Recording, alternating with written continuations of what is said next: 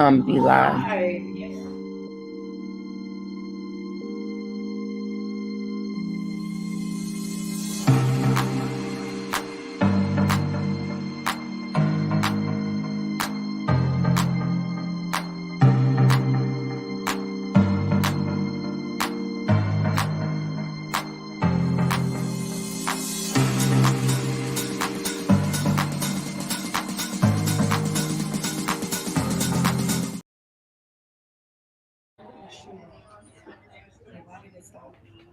It was only looking for 30 seconds. Oh. Hey everybody, so we are live. Welcome, welcome, welcome. One of our experts, have a seat, Miss Sharika Jackson. So, ladies, I want you guys to get comfortable. Make sure you all are logged in and having yourselves a comfortable situation. We are here live in the Forever Opulent. I always want to make sure I forget. Forever Opulent Beauty Spa and Lounge. So when I tell you this is like real live community, like we're in the lounge, that's what's happening. We've got beauty going on in the back. We've got shopping going on in the front, because we want you all to know that this is what menopause in the community looks like. And so we're getting ourselves together, we're getting situated, and we're going to go live. In the meantime, I want you all to listen to our menopause song. It's called Embrace the Change. Embrace the Change. It's got a nice melody to it. So I'm going to go over and we're going to set it live to play in one moment. And at the same time, I want you to kind of make sure you learn the lyrics with me, right? So I always tell everybody, make sure you learn the lyrics. And it's Embrace the Change. And then we're going to get started with our amazing panel and our guest speaker, Dr. Latia Fisher. And of course, you all know me. I am Delana Watkins, the Wellness Maven. So woo-hoo, it's Menopause Unveiled Summit 2024. So Sharika, you sit there and look cute, look pretty. Oh, and show them your Menopause Unveiled pin, because I'm about to give them the Embrace the Change song. And make sure my Instagram viewers can see me, because I had to push the Instagram go live button for them to see me.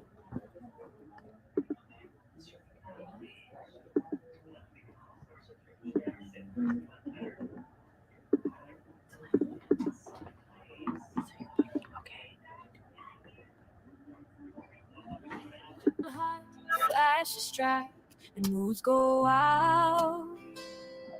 Menopause arrives like a tempest untamed. But fear not, dear women, for you're not alone. Embrace this journey and let your spirit be shown. Menopause, a journey of change, like a butterfly emerging from its cocoon. Embrace the highs, embrace the lows with grace and strength. Let your wisdom grow.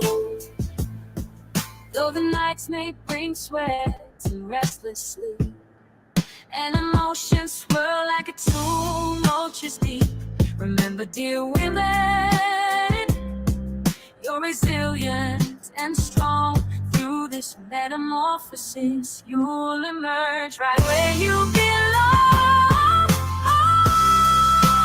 Menopause, the journey of change, like a phoenix rising from the flame. Embrace the shifts, embrace the cold.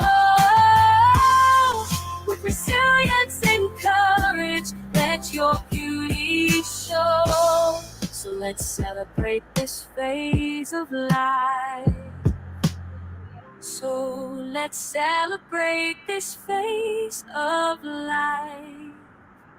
With laughter, love, and a sprinkle of spice.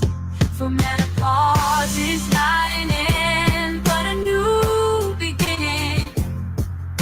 A time of wisdom, growth, and inner winning. Menopause, a journey of change, like the seasons shifting, never to remain. Embrace the journey, embrace the flow, with confidence and pride. Let your essence glow in a passion instrument.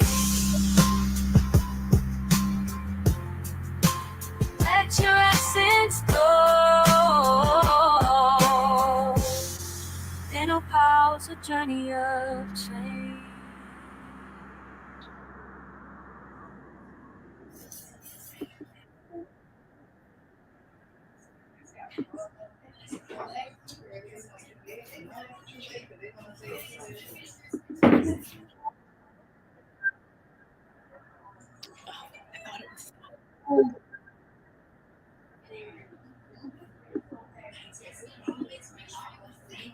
There we go. All right. So welcome back to the Menopause Unveiled Summit, you guys. That was the premiere of Embrace the Change, my menopause melody slash menopause song. Me and Keisha, she's joining us now. Keisha with hello there, honey. Welcome, welcome. With Wellness Reset Life. Keisha Washington. You had the privilege, I'm gonna say, joining me last night when we premiered. We was cutting up. Yeah, cutting up and premiering the menopause song or melody, Embrace the Change. So again, welcome. I want you guys to know that the summit, you all know we pivoted out of the situation. I want to say pivoted and twirled out of the situation of being in person. We did this for the last 2 years and we were virtual, and I swear I was trying to do everything I could to get us live. This lovely lady who finally decided to jump into the camera too also was helping me do what I could to make this live. We tried, y'all. We tried. We really did. So clap it up for effort, because honestly, we really did try. But the Baltimore Running Festival was today, and the venue that we were to all gather in, unfortunately, was right in the midst of the running festival. So shout out to all of those running the 10K, the 5K, the walkers, the whatever y'all doing. The walkers, the jog marathon, Shout out. so praise to you guys. So because of that, we pivoted and brought this to you virtually.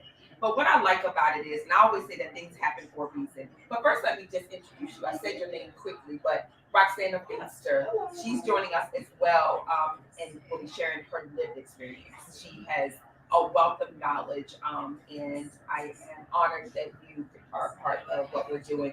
And in a little bit, we're going to bring on Dr. Latia Fisher. She's OBGYN with Kaiser Permanente. So let's take this opportunity to thank Kaiser Permanente for shining on and seeing the importance and the significance of women getting the education and the resources around menopause and reproductive health. So we're here. Yes.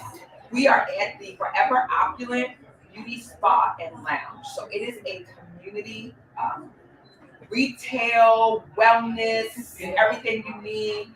And it met the needs of feeling like I was at the wellness lounge. Because we couldn't even get into the wellness lounge because it's downtown. Right. So when I tell y'all, I was doing the Matrix with trying to figure out where am I going? Like I was really doing the Matrix show. And so I was like, wait a minute. We can come to the they're outside of the city. And so here we are. So if you see people walking in the background, great, it's good. We're in a community environment. There's beauty and wellness going on back there, blow dryers, hair. We're in the community, folks. Okay? We're in the community. We're not in a corporate setting in the boardroom. We're not worried about, we're just hoping that really virtually we're able to bring to you the energy that we wanted to bring to you in person. So I really hope that you all get that and you get what you need. And I don't care if you get one piece of information that changes your experience around menopause. I've done my job as it relates to the Menopause Unveiled Summit. Okay? So how I got to this point and why I ended up, kind of gathering these women here today and bringing Dr. Fisher before you is because of my own lived experience being a nurse of over 35 years and not knowing anything. And when I say anything about menopause, and I felt defeated through the process. And I'm someone who's typically well empowered around their health. And I felt powerless, hopeless, and the fact that I didn't know what was going on, I knew then that I could not be the only one going through that. But at the time, I didn't know what it was, and I just felt like the conversations wasn't had. Now I'm getting ready to throw a monkey wrench in it. My mother is also in health. At the time, I was 46 going on 47. My mother didn't know what, she didn't even say, oh, baby, you're going through menopause. There was no conversation had about it at all. And then the other layer to that is my primary care provider, who also is a woman of color. She had no idea. We all were like literally trying to figure this out together. She praises me to this day of helping her to allow her to help me so that now she can help other women. She now realizes, because during her primary care, throughout her residency and training, she's like, I think we may have gotten a semester, one day during the semester, our reproductive training on menopause. So it was very enlightening, I think, to everyone involved, which is why this right here is so important. And that's a blessing that your doctor was able to be humble and take that in, because there are so many doctors and nurses that have no clue, but they're like, no, this is not it. You're not at that age, and that's the end of that. Right. Not realizing that the transitions can start earlier, depending on the person. And I mean, on the drop, like literally, it felt like on Monday I was healthy, and on Friday I was ready to be admitted to ICU. It was literally that much of a transition. I'm talking anxiety, heart palpitation. She's drawing blood, putting on a heart monitor. One of the straps that I had to wear overnight to figure out what was going on. I was hot. Passing, I mean, literally, it was a litany of things, and she kept thinking, well, what if you got something autoimmune? We were going down a whole battery of tests trying to figure this out. And I vowed at that moment, once we figured out, it's just, I vowed at that moment that I would do what I could with my platform to not have other women have that experience. It changed really my experience in life. I was in a corporate position. I had to step away from some responsibilities because I was forgetting stuff.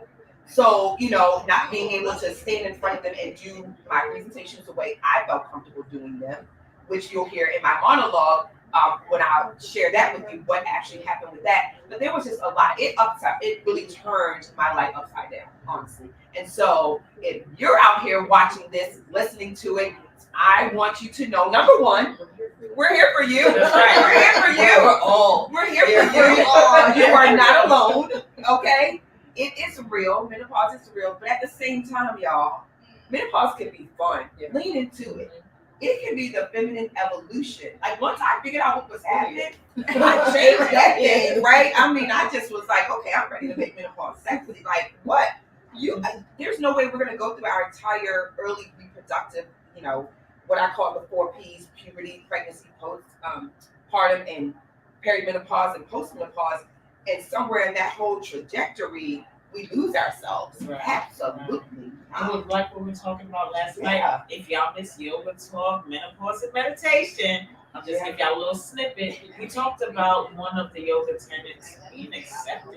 Right? And just accepting that your body is different. No, you are not crazy. and it's okay for us to change. This is not a disease. Right? And we just have to accept what we're going through and not see it like I hate myself, I hate my body, but to be okay with the things that it's going through and just be like, but I'm still fly. Oh, okay. You're catching the old hope fly part, right? Like everything that came before me was the prep for now. Right? Like literally it prepared me for this moment in time. So all right, so that's why we're here, and I hope that reached you for you to understand that that's why you're here and that's why you're logged on. But we're going to make sure that you understand what menopause truly is, and not that it's just a word that you kind of lean on or that you know about. But what does that encompass? And so to do that, we have an amazing doctor that's going to be joining us again. As I said, Dr. Latia Fisher with Kaiser Permanente. So I'm going to bring her on stage. And at the same time, I'm going to have Roxana. She's going to introduce her by just reading a little bit about her bio. Now, I've had the opportunity to kind of talk to her sort of in a non-professional standpoint. And let me just tell you, I absolutely love her personality. And I know that, as women, we relate in that manner, right? It's one thing to have the knowledge, but to be able to impart that knowledge in such a way that I walk away feeling like, I understand that, I received that. Okay, give me more of that. That's exactly what I felt like Dr. Fisher was able to do just in our pre-planning for today. So I can't wait to be able to bring her live so that you all can get that experience as well. So without further ado, I'm going to let Roxana do her bio. We're so happy that Dr. Fisher has embraced our Menopause Summit. And so just a little bit about her. She is a board certified OBGYN and gynecologist who sees patients at Kaiser Permanente, shout out to Kaiser Permanente, Woodlawn Medical Center. Dr. Fisher received her medical degree from Tufts University of Medical in Boston, and she completed her residency at St. Luke's Roosevelt Hospital in New York. So, welcome, Dr. Fisher. Yes. Thank you, ladies. All right. Well, I'm excited to be here. I'm excited to talk to you, everybody in the virtual world as well. So I agree with everything that the ladies are saying. And I think the most important thing is that women give themselves permission to ask about what's happening with their bodies, to first recognize what's happening, then to ask, and then give themselves grace through this transition, as well as then allow the doctor to listen and validate and treat. With menopause, we do not have, the best studies for all women and not the best studies for Black women. However, we have to muster on with what we have and get treatment because it has implications with the rest of your health. So, in terms of your health, women are at higher risk of cardiovascular disease. And cardiovascular disease is the number one cause of death in women. And how does that relate to this transition? So, it relates because Black women are at a higher risk of those things due to social determinants of health, due to health, due to gaps in the healthcare as well, and other factors. So it is important to get treatment during this time if you need it. The most important thing is realizing that everyone's experience, their symptoms, and their perception of their symptoms are vast. So your mother might not have had the same symptoms or not recognize them, or she could have had the same symptoms but not really understand them. And sometimes people are living their lives and don't realize what's actually happening to them. So the most talked about symptom is hot flashes. That can occur in 75% of people. And 85% of people, it stops.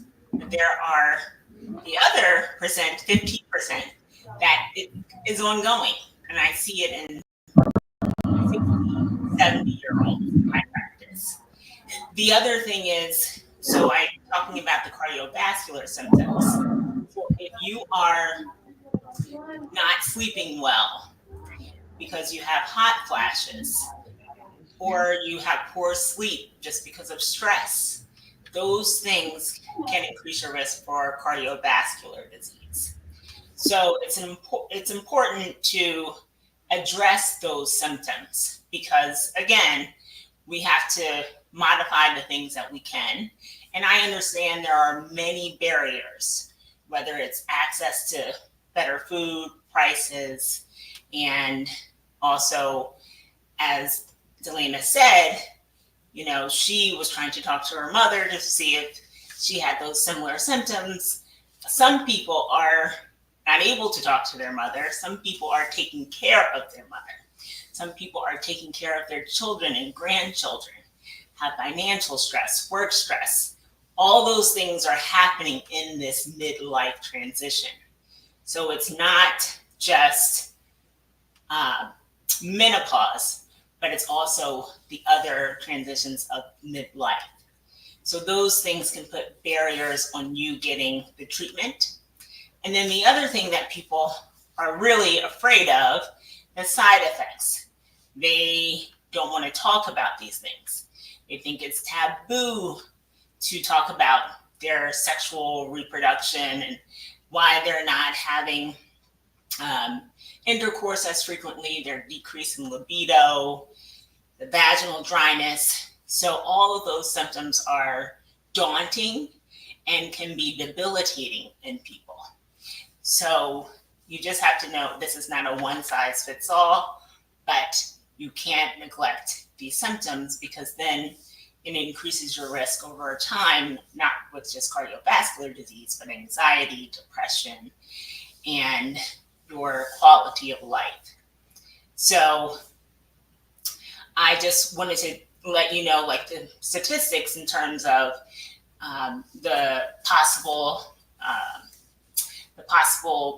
side effects or symptoms people complain of.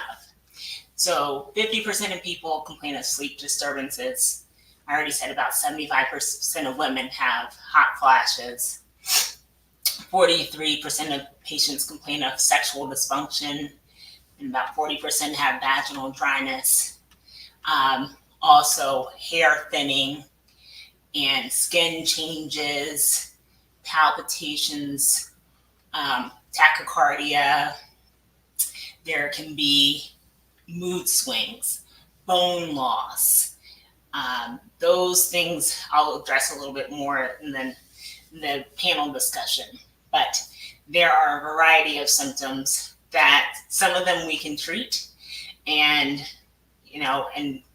try to help embrace this time, as she said. But you have to just give yourself grace during this transition and allow yourself, again, to discuss with your doctor, allow the treatment, and go over the risks with your doctor so you can understand them and understand the concerns. Not every medication is for every patient, and sometimes you do prefer natural, and that's fine as long as you're being helped with those things. So again, your role is to recognize the symptoms, and sometimes you might not, but just know that your body's changing. Give yourself grace, then present to the doctor, allow them to listen so we can validate your symptoms and then treat. Thank you, everyone.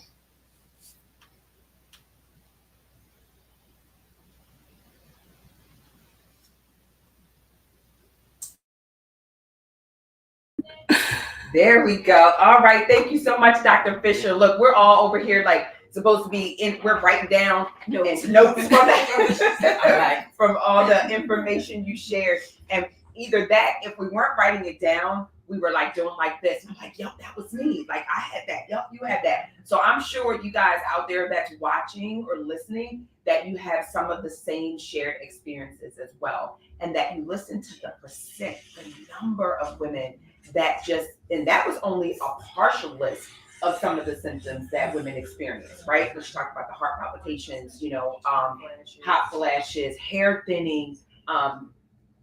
Sharika is a esthetician. She's a nurse esthetician, and that's one of the things that you deal with the skin, the dryness of the skin. As we know, the skin is the largest organ of the body. So if you don't think that that's impacted by menopause, absolutely. But again, at the time, we're not really thinking about it. So again, when you listen to the list of what she's talking about, even bone, the osteoporosis, that's another, part. You're thinking about, I fall, I break, gotta be careful. You break your bones, they don't heal as well. Ladies, there's a lot that's happening in the background with menopause, but we don't want it to seem like it's gloom and doom, because it really isn't, right? Although we're listening to that. So that's going to move us into the next part. Again, thanks so much, Dr. Fisher, for just giving us really the foundation for what the statistics look like, and how it's not just us walking this walk, that it does, impact so many various women. So somebody has a question for Dr. wonderful. Fisher. Okay, so I'm going to jump to the chat, and then we'll jump into our panel discussion. And remember,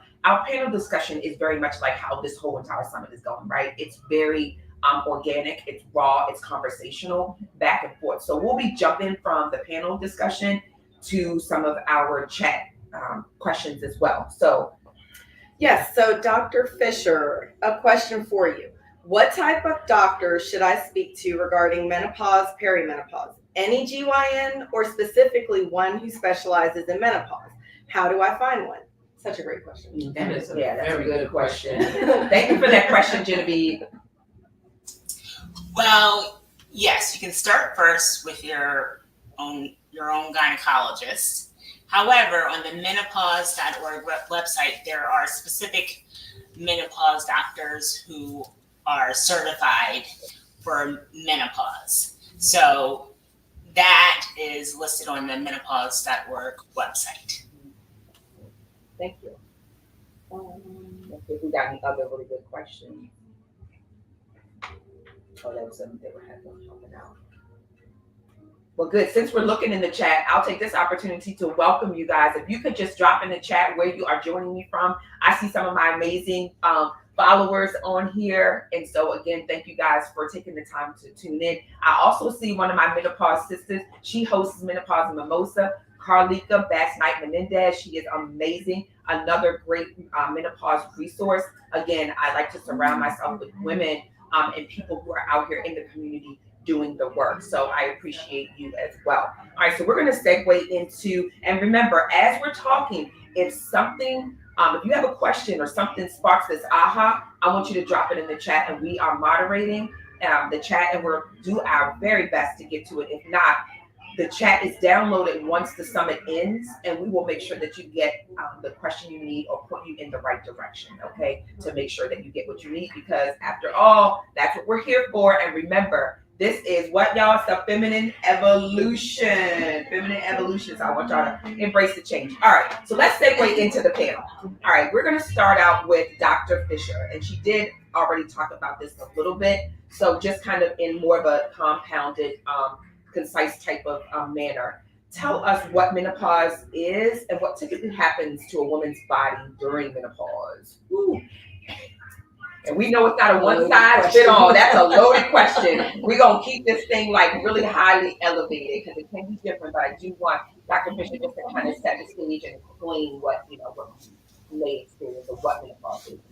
So I would like to just explain the definitions. So perimenopause is the transition from when your periods start getting irregular all the way until your last period. Menopause is the cessation of your cycles for 12 months. You kind of don't know until after those 12 consecutive months have passed, okay? Then postmenopause is the period after that. So in perimenopause, that's when the hormones are fluctuating. So you might hear the estrogen level, the FSH, which is the follicle stimulating hormone, those levels, inhibin, anti-Müllerian hormone, those levels are fluctuating. So I typically tell patients, I don't do a test at that point because they're up and down. It just depends on the day that I am doing the test. So there's no way for me to tell you how long you're going to be in the perimenopausal phase. Some people, it can be average of 7 or 8 years. There can be people who last longer. So in terms of, so those are the main definitions. What is happening to your body?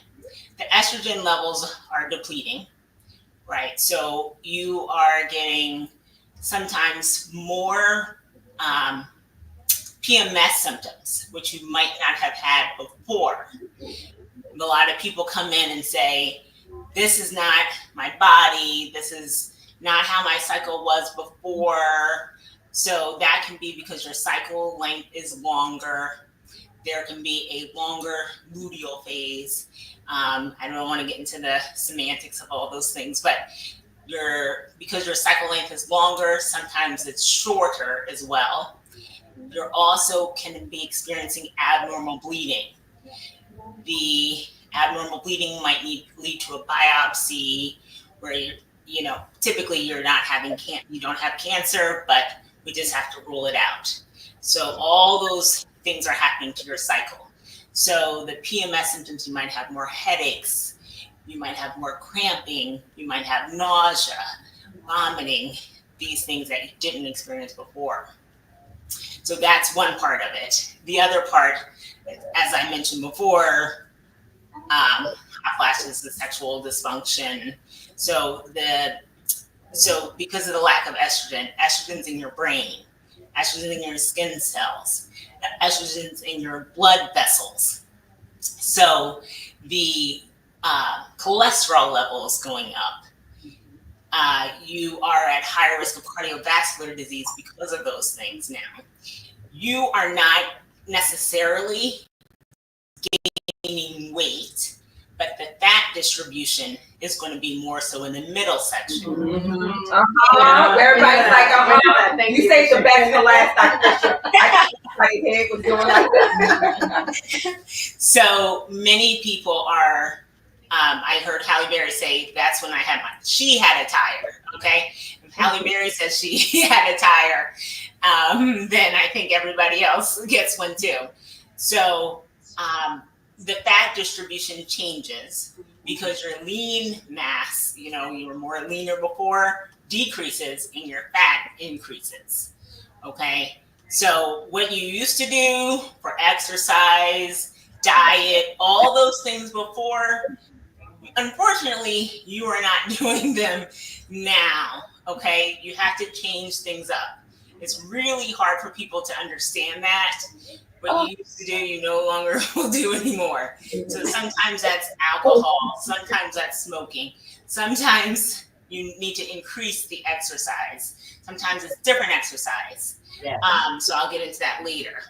But I also don't want to forget about people who have had surgical menopause.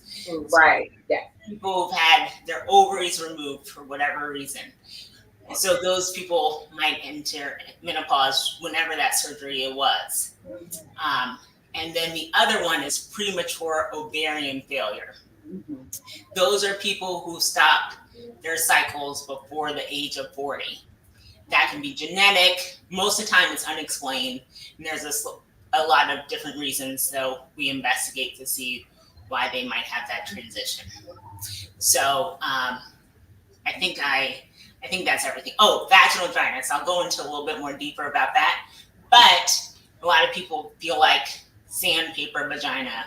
That leads to them having, it's because of the elasticity and the moisture and everything without the estrogen has decreased. So it's a little harder for your vaginal exams, harder for have sex. Everything is a little bit more intense. So that's it in a nutshell. I could go on for hours. No, we're sitting here listening intently. And once again, there were two major things that you said that we all were over here kind of doing the whole bobblehead, and we leaned to each other. We're like, was that you? One was talking about the fat distribution, how we again begin to get that tired. Yeah. I think we all either looked down or we all were like, that's like holding it in, being more cognizant of it. So thank you so much for explaining that, because even in the chat comments, there were women that were like, totally, I can relate to that indeed. So thank you for talking about that and sharing it. And the second part of it that I think a lot of us looked at each other and was like, is the exercising and doing what you're doing. So again, in the beginning, I shared my experience was I have always been healthy. I've always kind of, work out and did the whole thing. When this whole process again started, which I did know again was perimenopause, I kept wondering why things were changing, but yet I did the same thing I'd always done. And Dr. Fisher pretty much summed it up for me, which again, it took me 2 years, nearly 2 years of figuring this out, was that my body was changing, but I wasn't changing what I was doing. And so I want y'all to think about that for a minute. You want to know why something is happening when it always worked and now suddenly it isn't. There's a lot of things that go on with you emotionally and mentally, right? So that's going to segue me into my next question for the panel.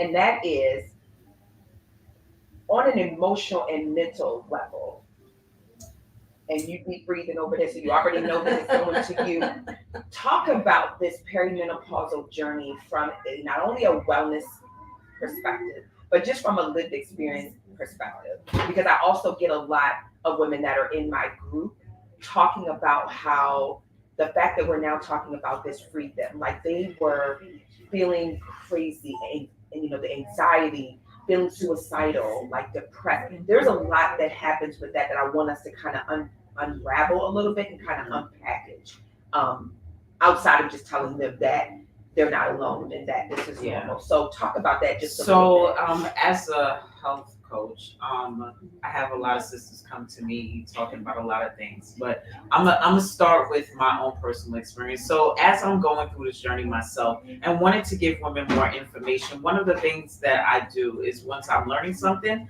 I'm sharing it with everybody, including my husband. My crazy tail decided to give him information. He's starting to watch videos on Instagram, and now he's sending me stuff talking about that's probably why you acting like this and you acting like that. And so now I'm offended, right? And I'm getting defensive because I'm like, wait, hold on, brother.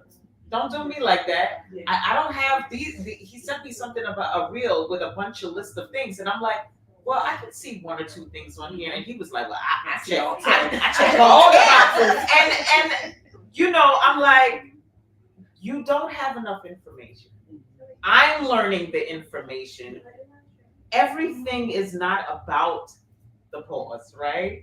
Everything is not about perimenopause and menopause. And when we figure out some of the things that's going on with us, it does take a hit to your psyche. It does take a hit to your emotional self. And you're like, wow, okay, first one, I'm not crazy. I know I said this earlier, but it starts to make you feel discounted. Nobody's understanding what you're going through. And then when you start sharing with people, now they're pinning everything. You have an argument with the fool about not washing the dishes, and you want to talk about this is you're being irrational because it's menopause. No. Wash the dishes, and I'm making light of it. But it definitely can make you feel less than. And it's okay to be real about what it is you're going through and talk to other people. Our parents, I'm gonna talk for mine, but I'm gonna say our because I don't remember my mother and grandmother and great grandmother talking about menopause in this way. I heard about the flashes. I heard about the change. They called it the change. And they talked about hot flashes, but they didn't talk about the brain fog. I didn't hear anything about having any chills. I'm cold all the time, y'all. I'm not hot at all. And I had to come to Delane and be like, girl, is this normal? Because I'm happy I'm not cold. I mean, I'm happy to be cold because I can put on something. But to be out here stripping it all the time, these are the things. But yes, we definitely want to, and part of the acceptance is being okay with not being okay and talking to other people about not being okay, but not feeling like you're not who you are anymore. You're still the same person.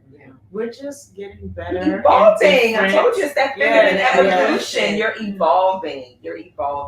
All right, now I'm gonna punt it over here to you. She's like, oh wow, I love when I catch her. I love when I catch Roxanne. Like, I wasn't prepared. No, don't call me. I'm not prepared. No, I'm ready. I'm ready. What is here?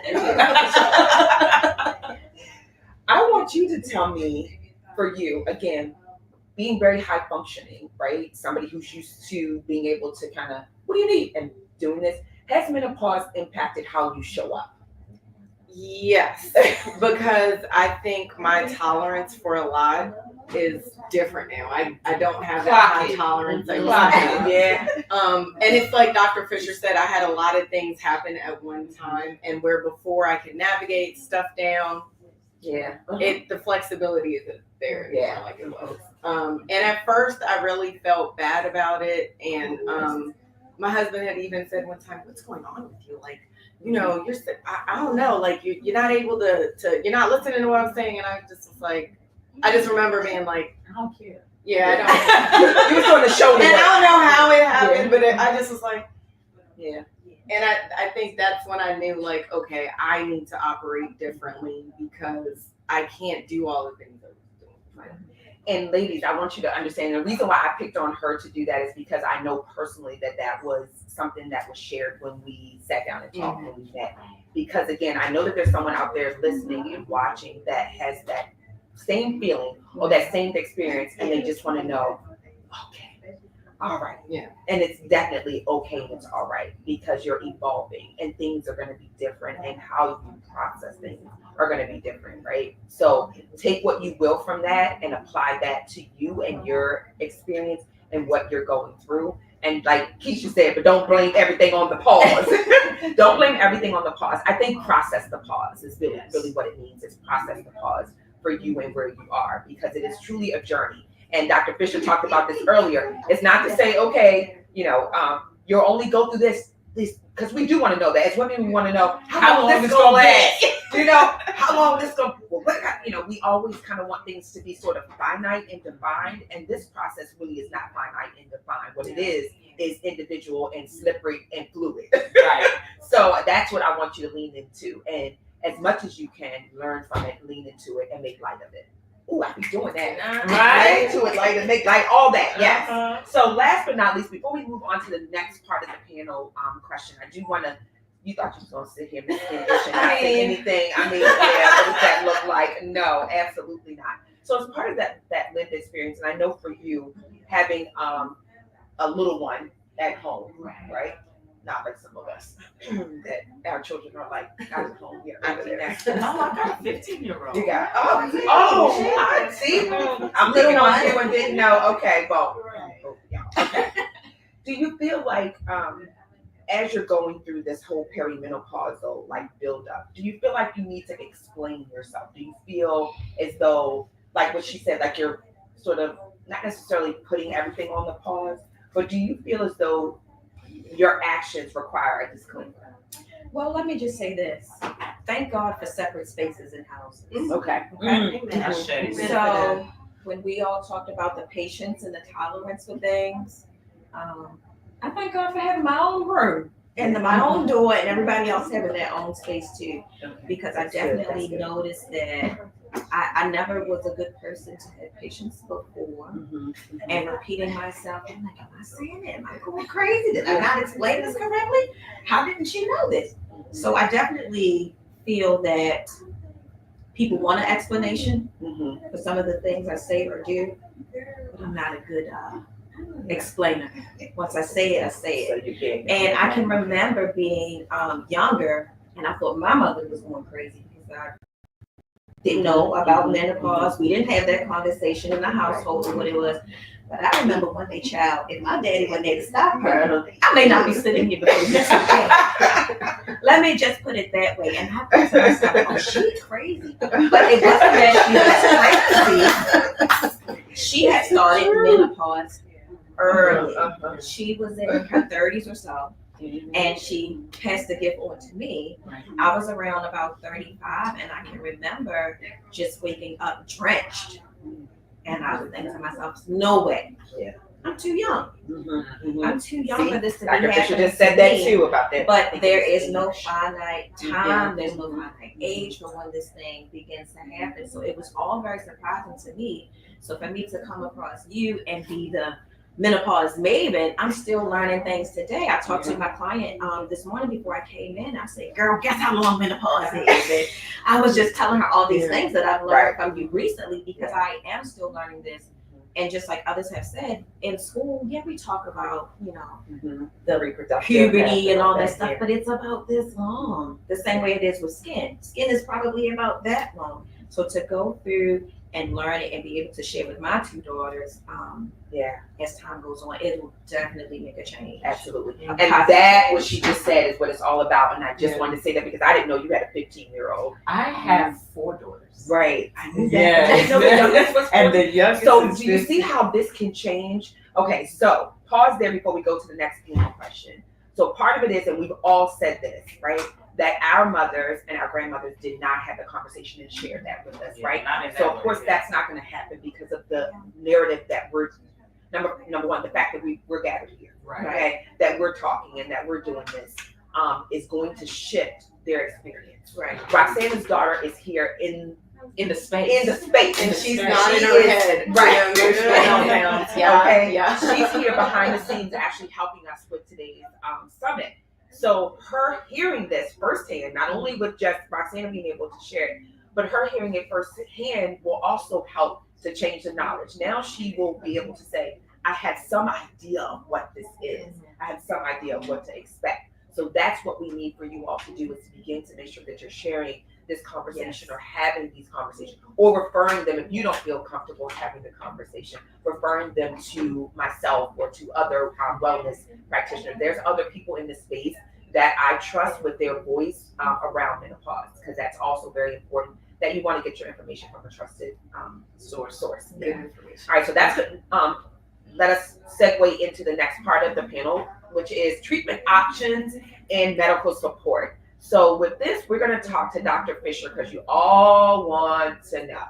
Now, this first half, what can I do about it? How can I make it stop? What's this? How can I do that? My hair's falling out. What can I do for this? So we're going to just talk briefly, and now we're going to kind of punt this over to Dr. Fisher to share, to just walk us through some of the treatment options available for managing menopause symptoms.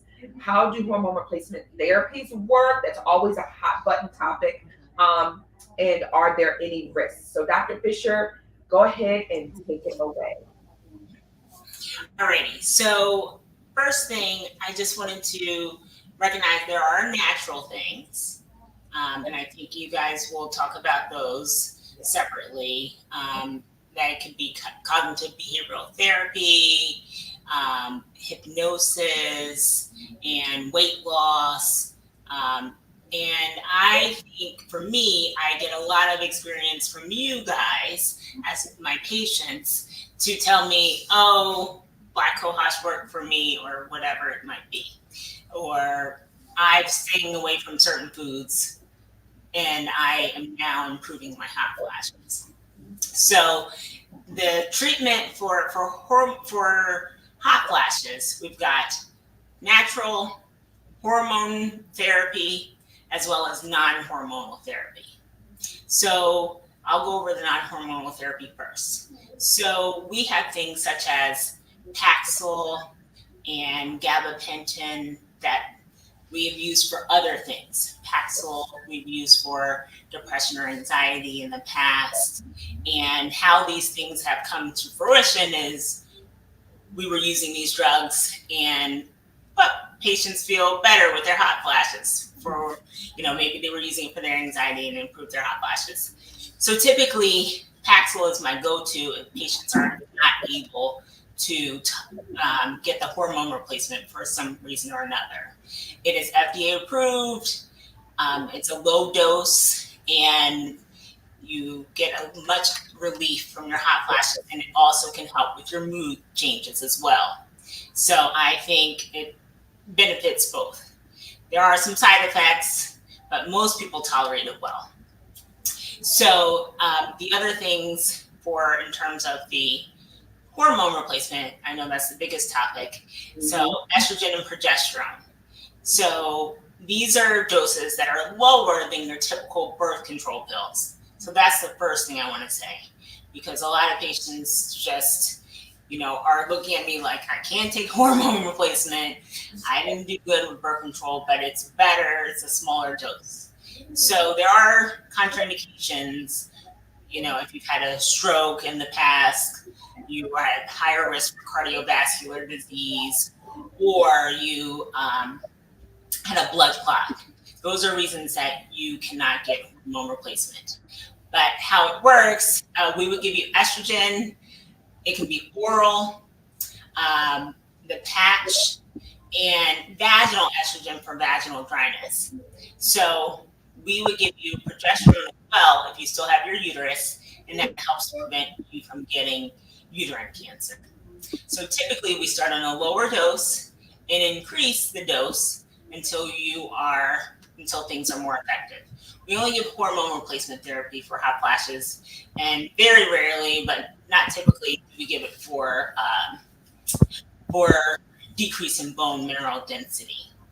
The indirect effects is that it can help with your mood, it can help with your sex drive, it can help with your skin. Some people notice all those changes. So the risks of it are blood clot. So lower risk when you're getting the patch versus the oral. Also smaller risk of stroke. And basically, the earlier you're getting it, the less likely it's going to cause any cardiac effects. Because, as I said before, the risk of the menopause transition is cardiovascular disease. If you're getting these things early on, and that's like in your late 40s or early 50s, then it's less likely to cause these effects and could sometimes be a little protective. There's a small risk of breast cancer if you're using it greater than 5 years. So typically the benefits outweigh the risks, and people feel like their brain fog has improved, their mood has improved, they can see clearly now, they can get their stuff done, they're able to function in life. So when people are coming in like they're at the end of their rope, or even before then, obviously, I present them with hormone replacement. And so, yes, I didn't talk too much about mood changes, but I'll talk about it a little bit. So in terms of your depression and anxiety, we want to first see if it's just tied to your changes in your body, or is it a new major depression that you have to go to the psychiatrist to see. And sometimes cognitive behavioral therapy is all you need, and sometimes you may need Paxil or one of the other mood stabilizing drugs. I also wanted to touch base. I don't want to forget about vaginal dryness. So that we would give vaginal estrogen. However, there's over-the-counter things called Replens that you can use 3 times a week, and that is a moisturizer. And then I recommend using lubricant like KY jelly or coconut oil during intercourse. So before we go to the estrogen, I would recommend the water-based lubricants first. And then the biggest thing is sexual dysfunction. So how do we treat that? You first have to figure out what is the cause. Sometimes it's just pain, so we need the moisturizers. Sometimes you need pelvic floor therapy. Sometimes you also need sex therapy. I know testosterone's a hot topic. So I would say before we get to that, because the evidence is not always there for the testosterone. The other thing is I tell people to get a vibrator. As you get older, the blood flow to the clitoris has decreased. So vibrators can actually help you maintain that blood flow. And it's the vibration that helps. So it just depends on, what symptoms you're experiencing. You're getting a lot Great of chuckles. chuckles. A lot of chuckles. Yeah. You always know how to close it out. Like listen, Dr. Fisher, and it seems like you just hit us with the wind. You're like, what you say about that vibrate? Repeat that part again. Look. We all have their Bob's battery operated friends. So that's a neat way to say. Barbara, thank you so much for those tips. We're looking at the chat and the comments, and everyone is responding to those tips that you shared, and the information just in general, again, especially around hormone replacement therapy, and again, looking at the risks outweighing the benefits and who may be at risk. And that generally is a very individualized personal conversation that you must have. And when you do it, make sure that you're sharing everything. Your practitioner can't make the proper decision on your treatment plan if they don't have all the information. So you have to make sure that you're going in, giving them all of the information, regardless of how minor or small or insignificant you may think it is. Tell them everything, so that they can make sure that they're creating the right treatment plan. Dr. Fisher mentioned Paxil and gabapentin, and here we all go Dr. Google or Wikipedia. We're like, oh, that's for depression, or that's for nervous and pain. That's not what I need it for. No, it's the ingredients that those medications contain that can help you with some of the symptomology that you're presenting with, which is why I said make sure you show up and tell your primary care provider everything, so that they can see again and give you different treatment options. We talked about natural, so that's going to help me segue into talking with my wellness experts here. as it relates to natural. Because there are some people, I don't want to take no pills, I don't want no patch, I don't want no cream, I don't want no injection. They'll just go down the litany of lists, but they want relief and results. And sometimes just having them start with where they are, right? Because natural for a lot of people, and I find that for me and for my clients, the natural path and the natural journey works better for those who are not sitting and anticipating and waiting for it to work. And what I mean by that is you have to make sure that your body is in as much of a homeopathic state, and you too have to be ready to receive what that particular modality is. Right. When we're like, oh, I tried that one time and it didn't work, so you told me to take that. You did it 3 days. One time, and you thought that was, wait a minute. Plus, you were sitting there, probably body was all anxious and amped up, for it to work. So I'm gonna need you to bring it down. Bring it down. So, Sister Keisha, yes, ma'am. Washington, Yes. share with us some of the natural things that we can do to kind of, So, Dr. Fisher was talking about black cohosh. Yeah, that is like the number one thing I tell people to use, because it helps with mood swings and hot flashes. It's a really good thing. Red clover. Yeah. Also, so I found out that red clover acts like progesterone. And I was like, oh, okay. Yeah. So that's a way for us to get like a fake hormone in. Yeah, it's a natural way, right? So it Yeah. comes in and acts as if the hormone that is typically made. So what you want to do when you talk about natural and supplementation, you want to try and get as close to the natural as possible, right? So whether it's eating yams, which are also good with good with phytoestrogens, right? Because it's like similar to what's found in our body without taking the And a good mix with black cohosh is St. John's wort. If you drink that, so okay, y'all, you gotta take the herbs and make some tea. Yeah. Okay, because I don't want y'all just going to take this loose leaf stuff and y'all trying to chew it. Make some tea. They have oils. There's different ways. You want to sit down with your practitioner and find out what the best thing is. I know Google is God out here. Google. She knows a lot, but a real person can help you navigate these things. One of my biggest things, though, for natural modalities, if you are feeling anxious and stressed out, please come see me, y'all.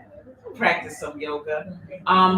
The other thing is to prevent osteopenia and osteoporosis, strength training. I know my sisters be looking at me crazy. I don't want to look bulky and I don't want to, but you want them curves though. You want that booty to sit up high and you want those arms toned. And when you wear that dress with the back out, you want it to be fly. So we want to lift not no baby cute colorful weights. I'm talking about lifting heavy. We want to lift heavy and we want to lift regularly. I have my girlies in the gym 3 times a week if I can get them. And if they really seeing the results, then I can catch them to be 5 days. And that really changes our physique. Also, we were talking earlier about working out and the things being different.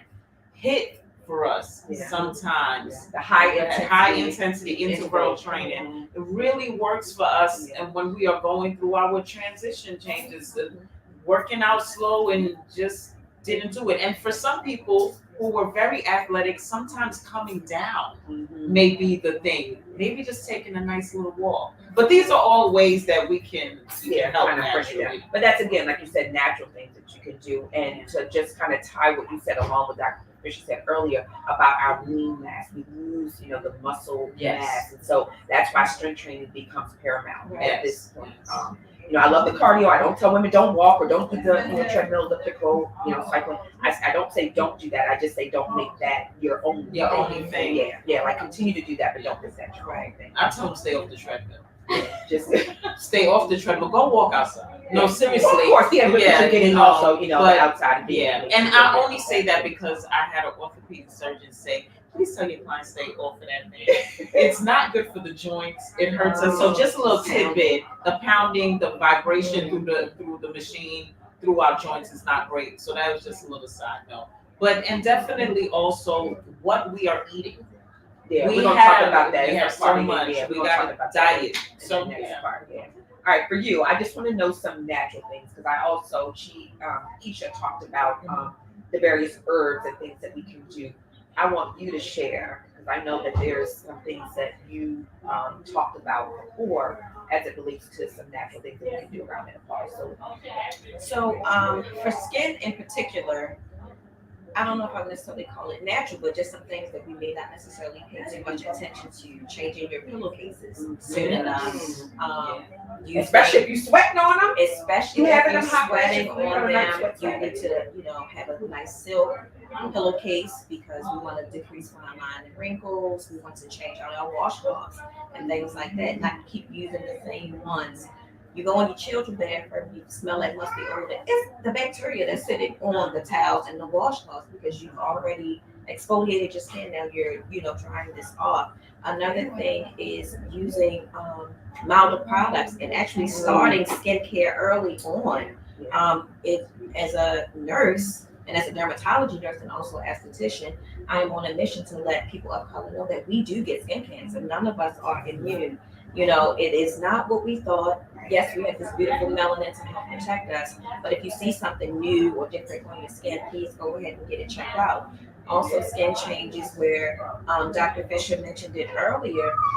Depression or your mental health ties so closely into your skin because we want to look good and feel good. It's a whole, complete circle. So you may go to a provider and they say, oh, it's not, life threatening. It's not cancer, leave it there. But that doesn't really help your mental because you feel a certain kind of way about this new mark that we all typically will call moles. Yeah, it's not moles. Those things can be treated. They can be removed. I have to be careful how I say that, but they can be treated to help boost that confidence. And once you feel good, you look good, and once you look good, you feel good. So those are some other ways. And then also I do work with an acupuncturist in my business, and she shared this with me to share with you all.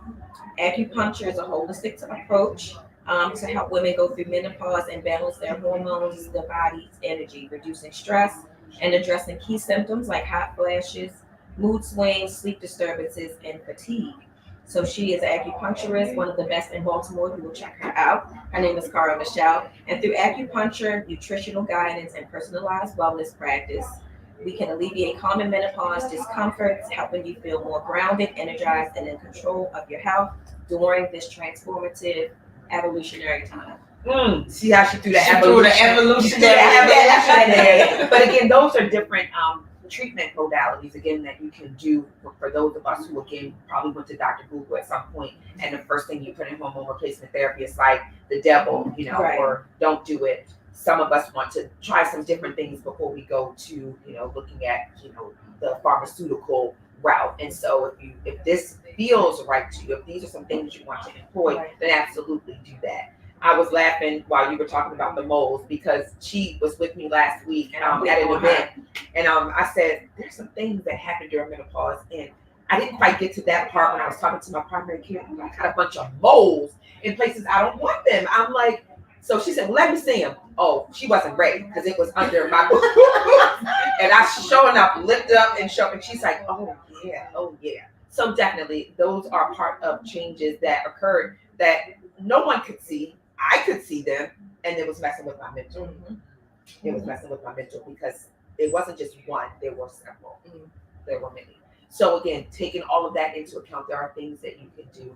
There are people that you can talk with about the changes that you're experiencing. Again, don't suffer in silence. So Roxana, last question in this section before I move on to the next part and the last part of our panel is we talked about natural practices. Is there anything that you, as part of your lived experience, began to do, maybe not even realizing that it was related to menopause, but it helped you? Definitely changed my workout routine because I knew I'm a cardio junkie. So I was all the cardio classes, all the bikes, everything. And I had to change my workouts because one, I didn't have the energy for them. And I knew I needed to get the strength training in. So I definitely changed that. But I did not go the natural route like what Keisha had suggested.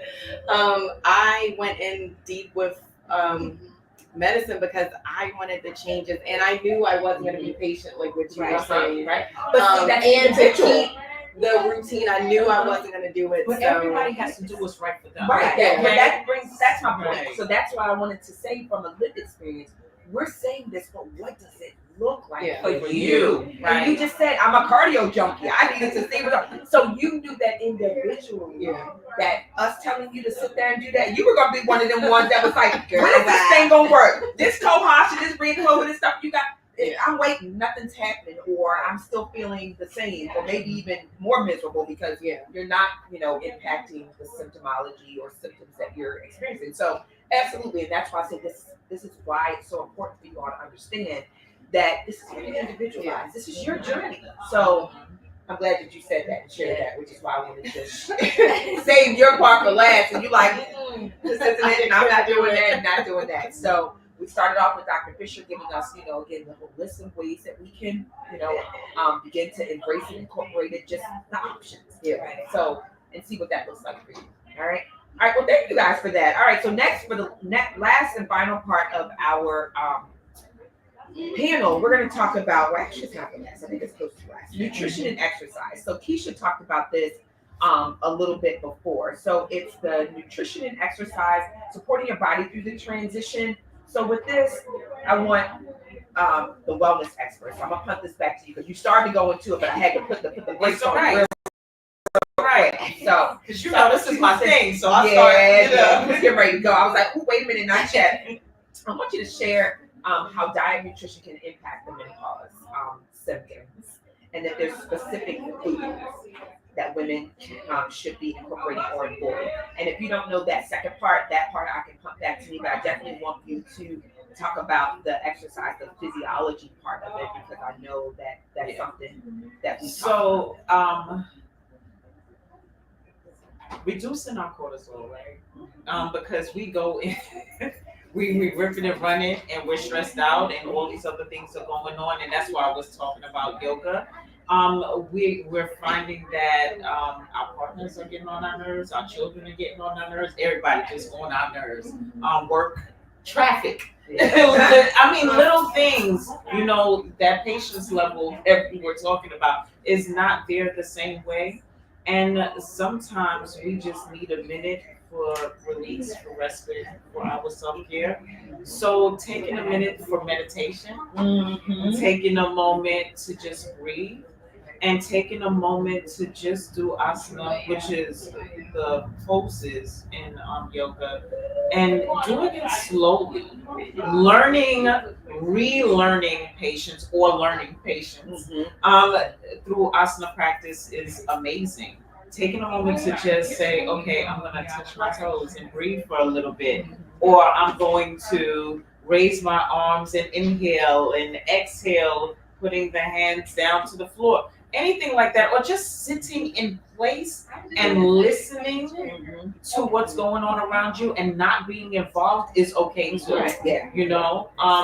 And as far as food, we want to definitely stay away from processed food, y'all. I know we like cake, because last night I was eating a slice of that lemon pound cake with the lemon drizzle. It was nice. But we definitely want to incorporate more whole foods. We want to be eating our fresh fruits and vegetables. We want to make sure that we're not going only to canned and frozen. We want to make sure that we're not doing all takeout. But if we are going to dine out, try to choose better options like a fresh salad or vegetables that are lightly cooked, not soaked to death in butter, fat, and everything else, because it does inflame us. It does make things a little more difficult. We're not understanding why our skin is looking a particular kind of way, or why I'm not feeling my best self. So, and then you can talk about the specific. Well, you pretty much covered it, and not really just to go into just tell you only eat this or only eat that. Because one thing I know about women, if I start telling y'all to eat yams or eat this because it's phytoestrogen, they'll want to do that. So you have one extreme where they're not going to do it, or that's all they gonna eat. So I kind of try not to really box you into just saying, particularly eat these food. What I do try to say is to be very present with your food, to be very intentional with your food. And I use this acronym of CRAP and CROW, right? So I want you to eat more CROW than CRAP. So CRAP is chemical, refined, artificial, and processed. You want to avoid those. I want you to eat more crow, clean, raw, organic, and whole. So again, crab and crow. So think about that. That's very high level of saying, okay, I can eat that, that's clean. I can eat that, that's raw. I can eat that, that's organic. Instead of me saying, only eat this and only eat that or try to eat this. I think when we try to, again, let your palate be, kind of explore. Yes. There are things that like in your 20s and 30s you may not have eaten, but now you find that, ooh, that tastes actually good. like I that, actually yeah. like that. If your body's shifting, so are your tolerance Right, for your right, palate yes. and things of that nature. So explore during this evolution as well. So there are some things that I will say, and Dr. Fisher talked about this a little bit earlier when she mentioned hot flashes, is to try to limit or avoid, right? We want to try to mitigate those hot flashes as much as we can. So when you look at that, it's going to be alcohol that you want to try to avoid, spicy foods, sugary foods, those type of things, smoking if you smoke. Those are like the 4 or 5 things that if you can minimize, they will help to mitigate. I'm not gonna lie, for Caribbean, it's gonna be hard to stay away from the spicy food. Yes, so I but you love know that, though, yeah, right? And so right. again, it's times where you know it. And I'm gonna just show y'all. I'm gonna show y'all what goes together. Sure, and I'm gonna mention crack and crow right after I do this. Look, so if this was filled with wine, this is in this hand. Why? Because I know that if I drink wine, For her, she's it's an automatic. yeah. I'm talking. I will. I already bought my fan. I'm saying I'm gonna have my kids. Yes, go to DelaneWatkins.com. Okay, shameless plug. Shameless, but literally, because if I'm gonna be hot, I'm gonna be cute and cool. Right, Okay? right. But no, seriously, like honestly, you have to think about what precipitates. And I know if I have a glass of wine, immediately following, I'm getting warm. Right. I'm getting warm. It's happening. What I forgot Different also, clothes, too. calcium. We gotta make sure we're getting our calcium, Yes, calcium. because these bones. We wanna make sure the bone Yes. density is good, and we wanna make sure that our omega fatty acids are here too. So our good fishes, things like that. We wanna make sure that we are eating well. They follow along with the crow. So crab and crow. Crab, chemical, refined, artificial, and processed. If it comes from a plant, it falls in here. Okay? Means manufactured plant. Crow, clean, raw, organic, and whole. That means it was grown from a plant. So manufacturing the plant, grow from the plant, right? I love that. I love more that. things That's actually that's more good. sprouted, natural, grown, versus things that are manufactured in a plant and then grown. And then for Keisha, they wanted to know what was the tea ingredients and what were the food. Okay, so black cohosh, red clover. I did say primrose oil as well. And St. John's wort. Yes, thank you for that. We definitely want those. And then the food. The tea and then the food. Yeah, that you had recommended. She already said crab and crow. I say crowding out because that's the way that I learned it. So we want to crowd out the crab. Bring in the crow. Bring it on. Yeah. All right, so I'm gonna go to you now, Dr. Fisher, okay? Because you always kind of like bring it on home to us. How does physical activity, and we may have talked a little bit about this, play a role in managing menopause symptoms? Like, are there exercises that typically recommended? Yeah, so I agree with everything that's been said. So the main thing is, I said, I'm harping on it, your cardiovascular risk is higher. So you want to exercise the goal is 150 minutes a week. Okay, so I also recommend going outside, going with a partner. Why? This helps everything. Exercise alone doesn't help hot flashes, but just having the weight loss will.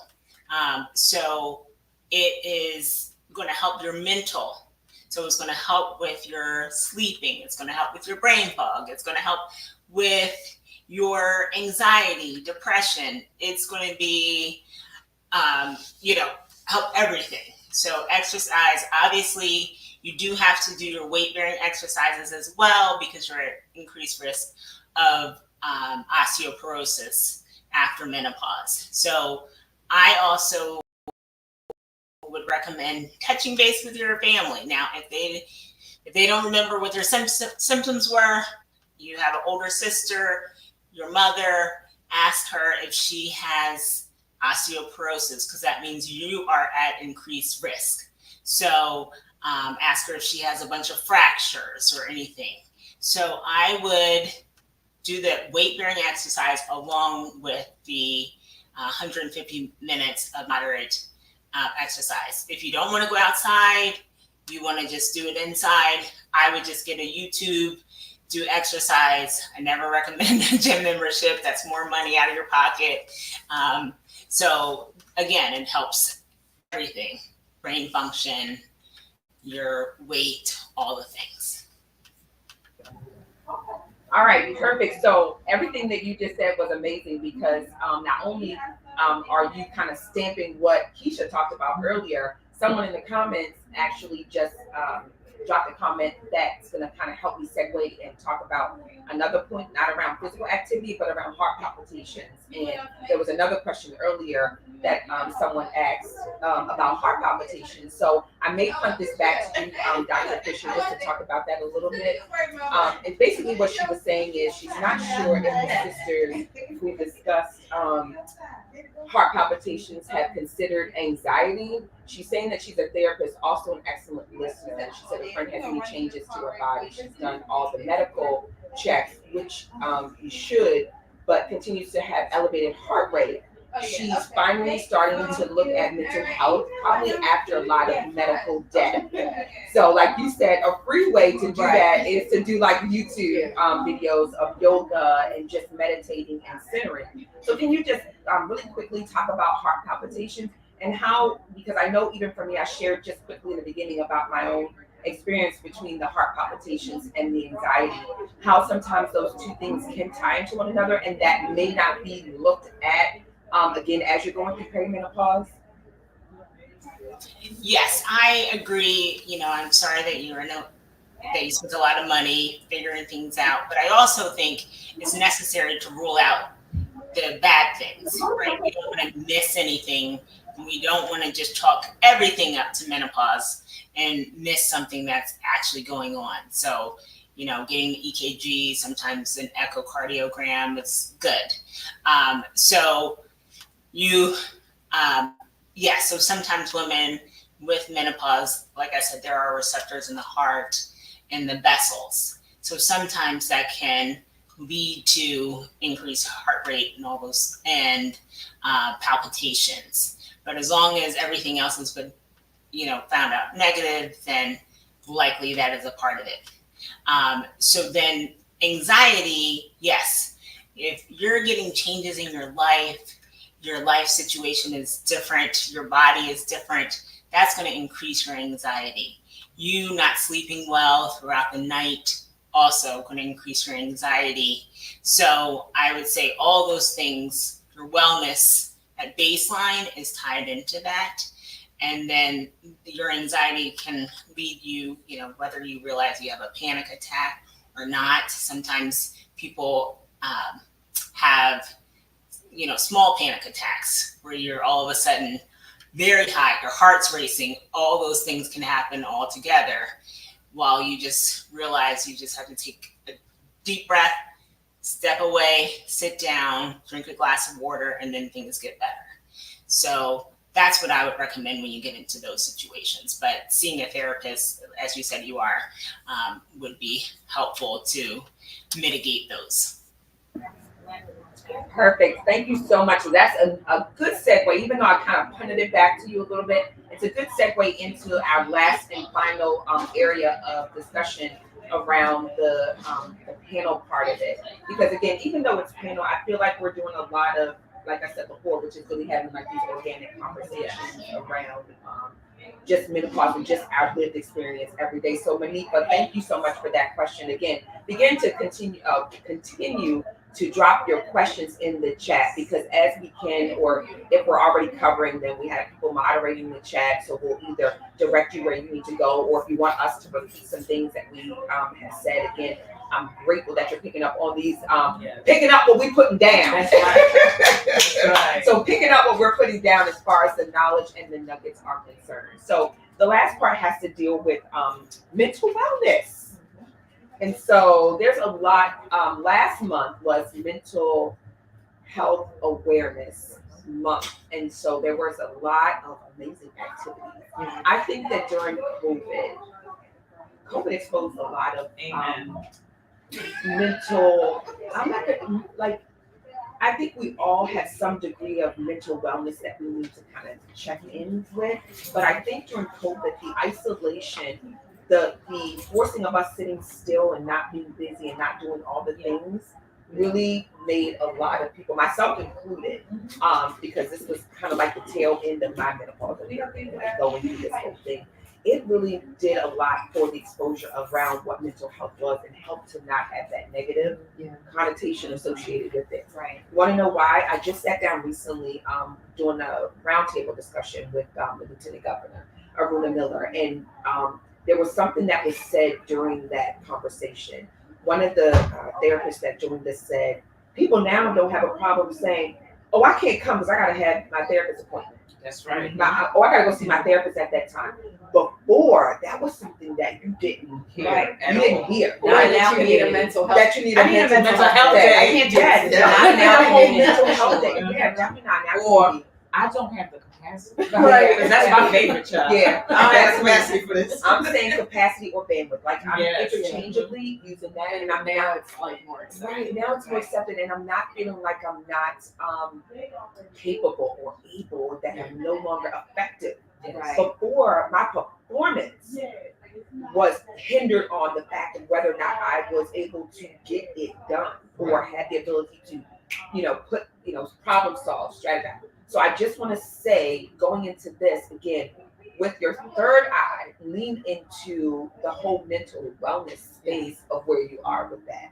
And so, how can menopause impact mental health, and why is it important to talk about it openly? Well, I think that's what we're doing. Right. So I'll shift that over to you, Sharika, and just kind of share a little bit about that. What does that, and you can even, share with us for you, because you're still working in a hospital setting. What does that look like? I feel like now they're also incorporating that in their exchanges with patients too. So talk a little bit about that. Yeah, so I always say that mental health is a fine line between being on the healthy side and the unhealthy side. And that's one thing that can trigger us into the unhealthy side. I am always a fan of therapy. I tell people I am a therapy fan because it's good to talk to your good girlfriends but like you say, to come to a trusted professional that can give you some professional, unbiased guidance on how to work through these things. And being a nurse, 25 years was this is my 25th year. Yes. Thank you for your service. It is challenging. It's challenging for the providers. It's challenging for the patients. We are all in this round and roundabout trying to figure out how to get ourselves, our patients, and everyone to this mentally stable position, as mentally stable as What looks like for them. what's functionally optimal for all of us. And it is definitely a part of our health questionnaire in the hospital. It's not just a regular visit. We don't do it necessarily with every single visit, but it is something that we may check. Has this person, been suicidal? Right. Has this person had behaviors when they come into the hospital? What can we do additionally for them to get this appointment gone through smoothly, and what additional services can we provide for them?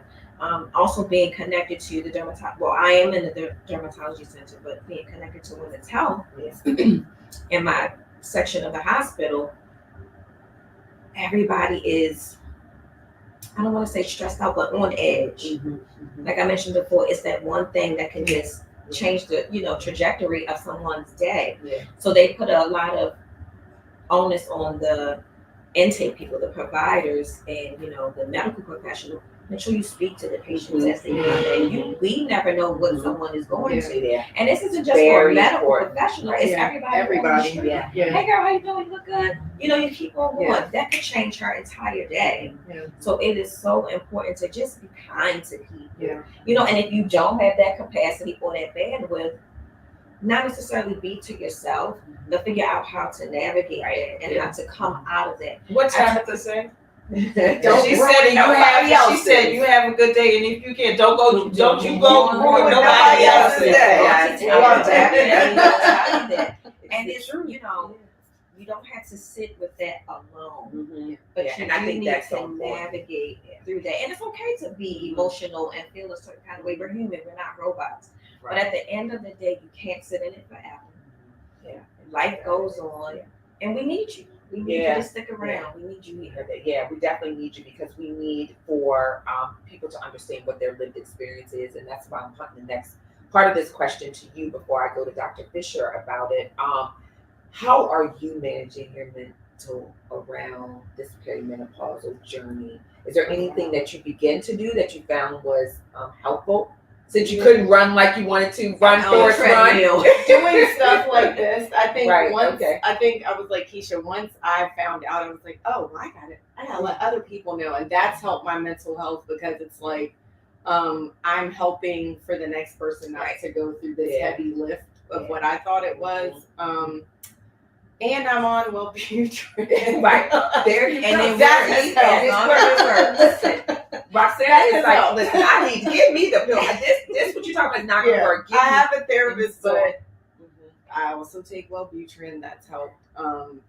Because I think I was depressed about a lot of stuff, but also when I realized, like, oh, I'm not having children anymore. I'm not going to be the same person I was before. Like, there was a grieving I had with that. Right. Oh my goodness, yes. And it is okay, right? Grief is, so people think that grief is just when you lose a person. Right. Right? And it's not. It's not. It's losing a part of you. Losing a part of you And is your grief, ability right? to do something. And we all know about the stages of when there's loss, there's denial, acceptance, bargaining. Like there's stages that you go through. Be okay with that. Right. Lean into that, what that looks like, what grief really is. I tell my husband all the time, I tell my kids the same. I told him just recently, I said, I'm not who you married. He's looking at me crazy. Definitely and I not. said, no, let me explain what I mean by that. We were married over 15 years ago, met nearly 20 years ago. And if you think I'm that person, then something's wrong. Right. She's not here. Right. I'm talking in the third person. The person that you are at 20 is not who you're at 25, 35, 40, or 50. Right. Yes. Amen. Listen. Right. So we evolve. Right. That feminine evolution. That's right. Yes. I mean, I'm happy to look similar like her and not feel as though I've aged. But no, honestly, in all seriousness, we do evolve, and when things are different and change with who we are, we have to be okay with that. And so that's where you obviously are with that, and knew what it took for you to be okay. And I had someone to help me talk through it, and I had people that went through it. Yes, that helped me to navigate it. Yeah, I feel like, and even for me, back to my lived experience, I shared a little bit in the beginning. I walked away from a major corporate role in a major hospital system. I was at the height of my career. I was doing what I could do at that point. But when perimenopause happened and I felt like I was unable to navigate and do things and show up like I was used to showing up, because I was married to what that life looked like for me, I got super depressed because I felt like, what is that? Like, you're not efficient anymore. You're not. All of my self-identity was, not all, but the majority of it was tied to that. And I didn't know what that meant. That's when I went through the whole depressive state. Like, what is this? What's happening? I hate perimenopause when I found out about it, right? Because it felt like it took so much from me. Right. But once I understood and began to peel back that, I should never have gone through that to begin with. Yeah. Which is why we're here, so that you don't go through that. Like, I've had people, some of my clients say that they've changed job, sort of my same story, changed jobs, roles, when I met you got, so because of it, but it's like, don't tie your identity into it. You are who you are with or without that, right?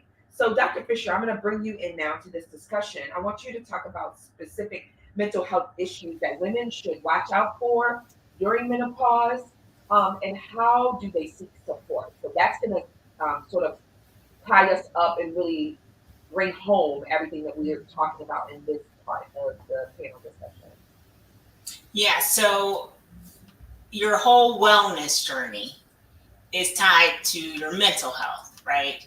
So as we were saying before, the exercise is important and your sleep is important because those things will increase your depression and anxiety. And so patients who have a higher risk of depression and anxiety in your perimenopausal time, so that's 45 to 75% of people can have depression or anxiety during the perimenopause journey. Okay, you're at higher risk if you've had childhood trauma. You're at higher risk if you've had a depressive episode in the past. If the hormonal changes and the fluctuations, everybody has a different sensitivity level, right? There are some people who, are flashing and just going with it. There are some people who it really affects, as you guys have said. So therefore, these, not just the hot flashes, just hormonal changes in general, right? So those people can be more at risk for the depression or anxiety. And the key is to not brush it off and to get treated for it. Now, it doesn't have to be medications, but antidepressants are the first line.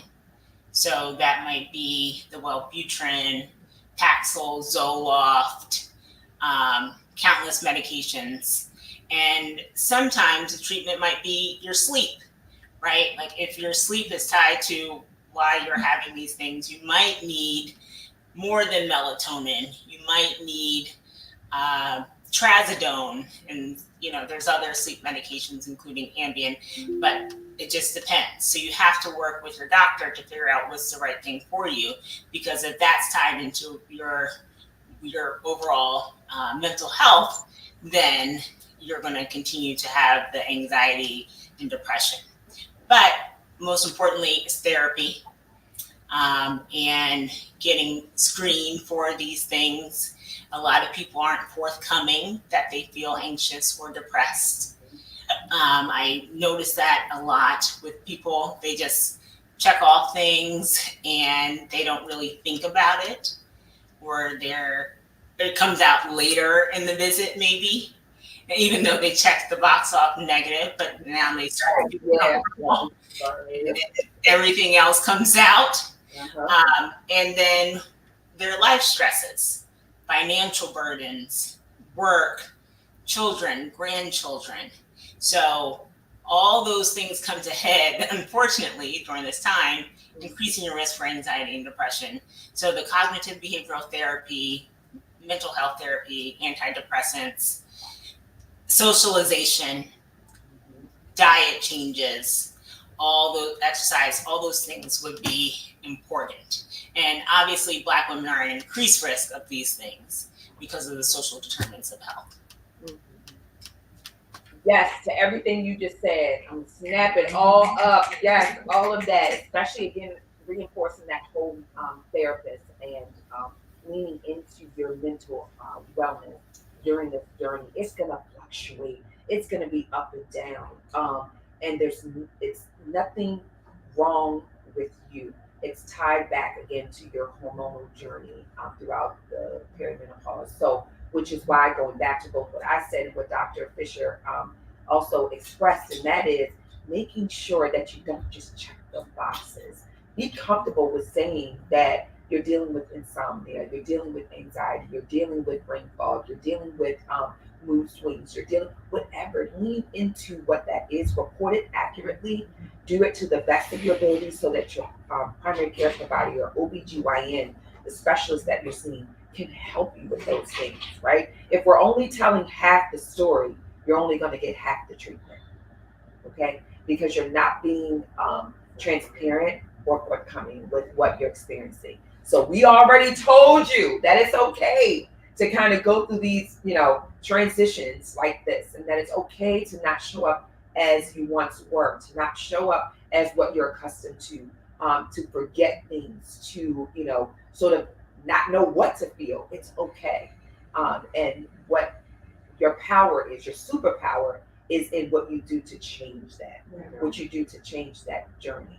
And so removing our invisible veil, we are unveiling what menopause looks like. So that's why it's called Menopause Unveiled. We are unveiling. We are no longer walking around as if we're the only women going through this. Right. This is what it looked like. Child, I'm showing up in corporate in my suit with my heels on, knowing full well I don't have a clue. Forgot why I'm there, what I'm doing my presentation, have my hot flash, what's going on, wonder why I'm having, these hair thinning, body, like all, just everything, all the things. The one on phone. Yeah. The one on phone, like all of that, like everything, just wondering what was happening. And so I'm, again, giving you permission and reiterating, and so is this panel, and so is Dr. Fisher, to know that you as an individual are experiencing this, but we as a community can help you with this, right? So to close out this amazing panel, well, first of all, before I close out the panel, y'all, we talked about these menopause awareness pins. Okay, let me just explain to them and explain why we look like strawberry, raspberry, and all of that. Okay, so it's because the shades of the menopause awareness ribbon. So I created this menopause awareness ribbon last year and unveiled it during the summit. It has 3 colors to the ribbon, and that's because of the phases that you go through during menopause. It's 3 phases.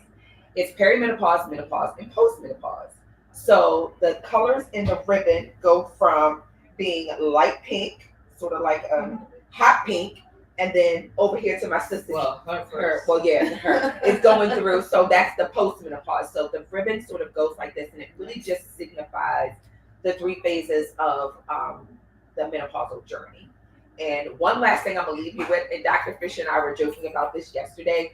We say the word menopause, but I want you all to know, and I mean lean in and listen, turn up the volume on your phone, your laptop, like lean in.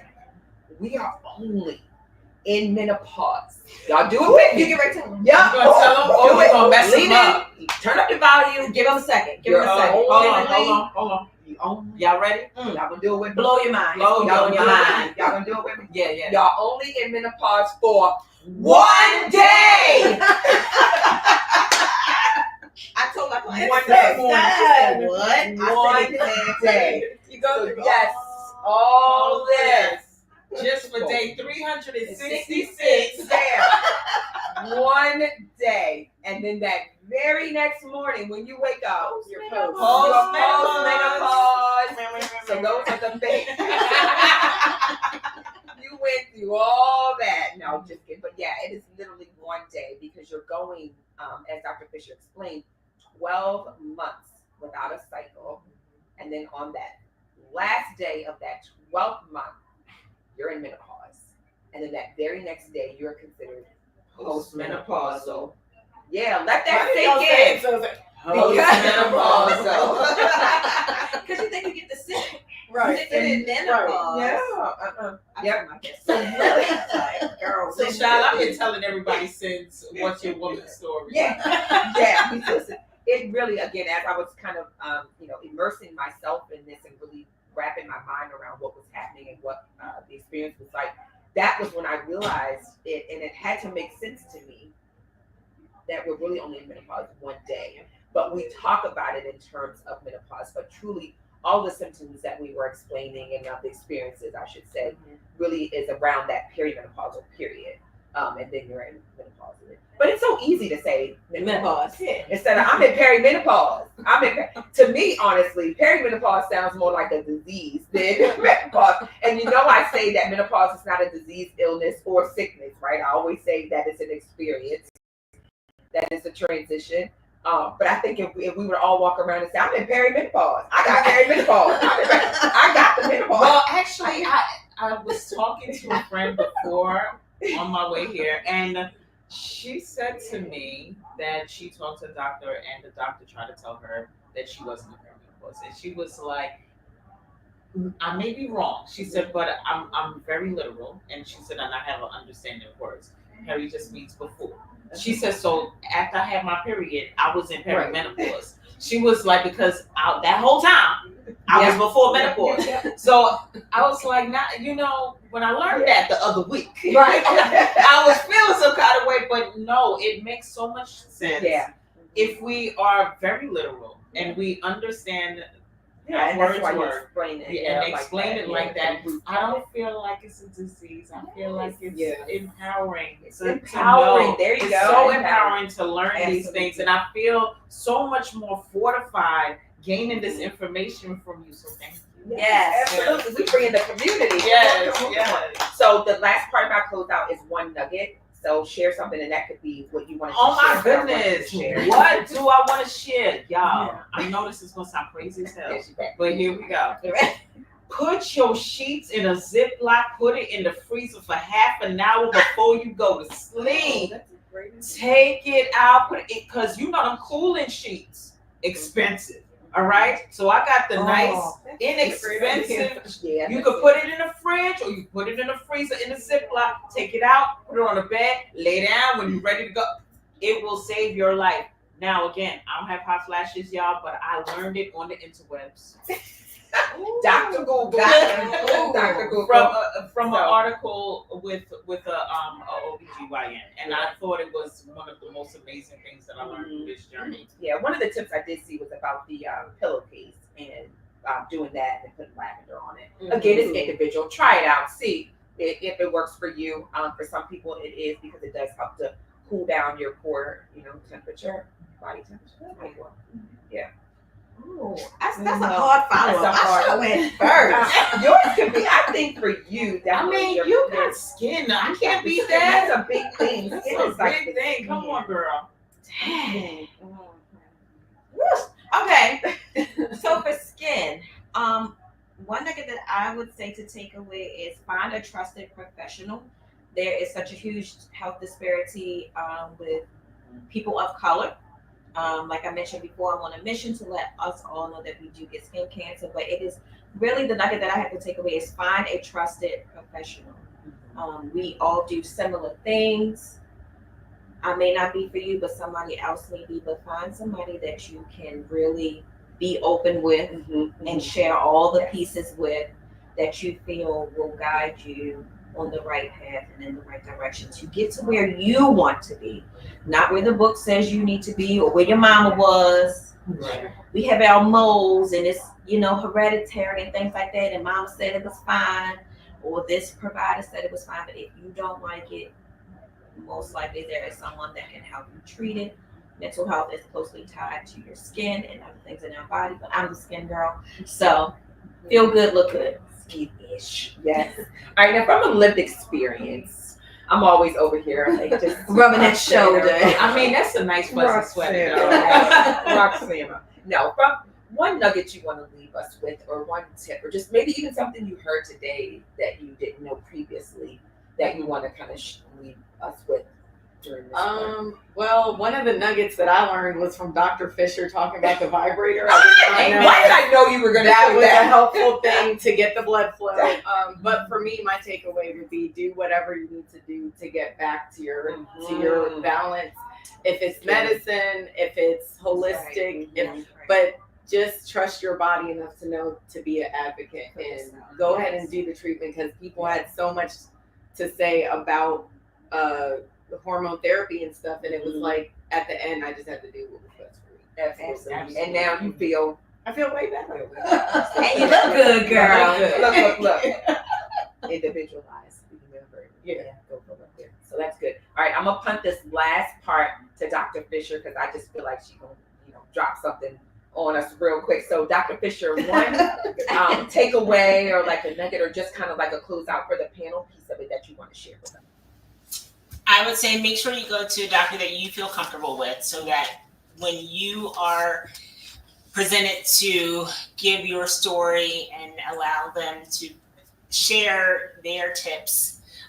So I just want you to feel comfortable. So whoever that is for you, whether it's a male or a female, whatever race, wherever it is, so you feel comfortable expressing how you feel and then your treatment journey, because everyone's not, every doctor's not for everyone. And I understand that. And it doesn't hurt our feelings because the most important thing is that you're going to be treated. And I also don't want to also plug in a few things. I forgot to mention, you have to get your routine screening. So the pap smear we mentioned before, and colorectal cancer screening, however that looks. You also have to sometimes need a skin exam. You need your lipids, your diabetes checks. So I would make sure you don't neglect your routine screenings. And in that, you'll find out if there's anything else going on as well. So make sure you follow up with your doctor at least once a year, both primary and GYN.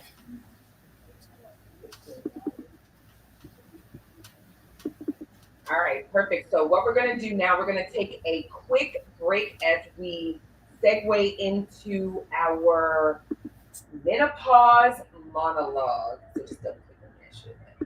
Disappear. All right, I'm gonna allow you guys to listen. Some of you that may have joined a little later didn't get to see or hear the Embrace the Change menopause song. So we're gonna make sure that song goes viral because it's menopause.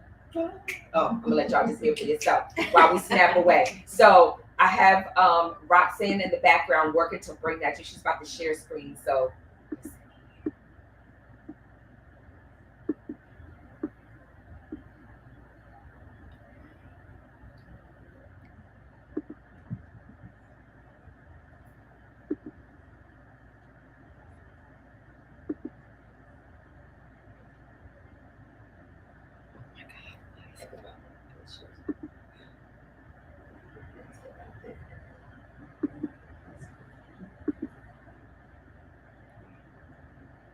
When heart flashes dry and moons go out, menopause arrives like a tempest untamed. But fear not, dear women, for you're not alone. Embrace this journey and let your spirit be shown. Menopause, a journey of change, like a butterfly emerging from its cocoon. Embrace the highs, embrace the lows with grace and strength. Let your wisdom grow. Though the nights may bring sweats and restless sleep, and emotions swirl like a tumultuous deep, remember, dear women, you're resilient and strong. Through this metamorphosis, you'll emerge right where you belong. Menopause, a journey of change, like a phoenix rising from the flame. Embrace the shifts, embrace the glow. With resilience and courage, let your beauty show. So let's celebrate this phase of life. So let's celebrate this phase of life. With laughter, love, and a sprinkle of spice.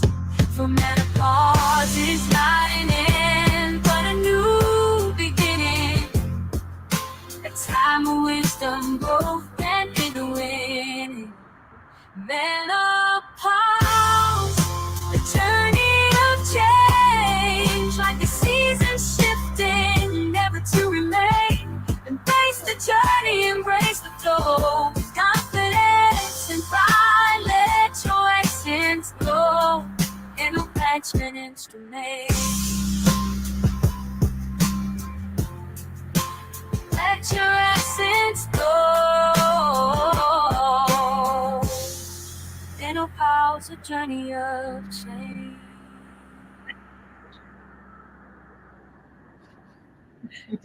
Like the season shifting. Oh, it's not.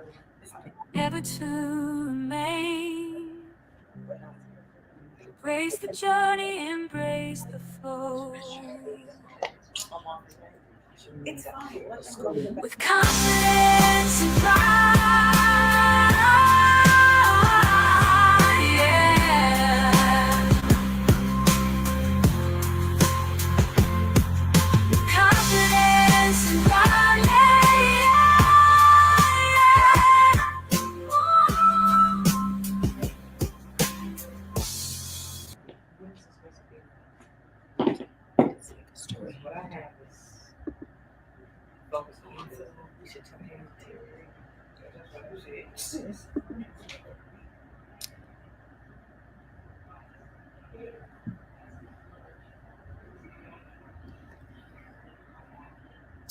Okay, guys, we are going to be in a 10-minute orientation. We're going to be in a 10-minute because we're getting in character for our menopause monologues. We'll be back there practicing. So we're going to take a 10-minute intermission, and when we come back, we're going to have the menopause monologues. So again, these are just like funny snippets of like our experiences. So 10 minutes. Run to the bathroom, take yourself something to drink, think of some questions, and drop them in the chat while you wait. Also, if you could take the pre-summit survey, that the link is in the chat as well. It's just quick 5 questions that will help us.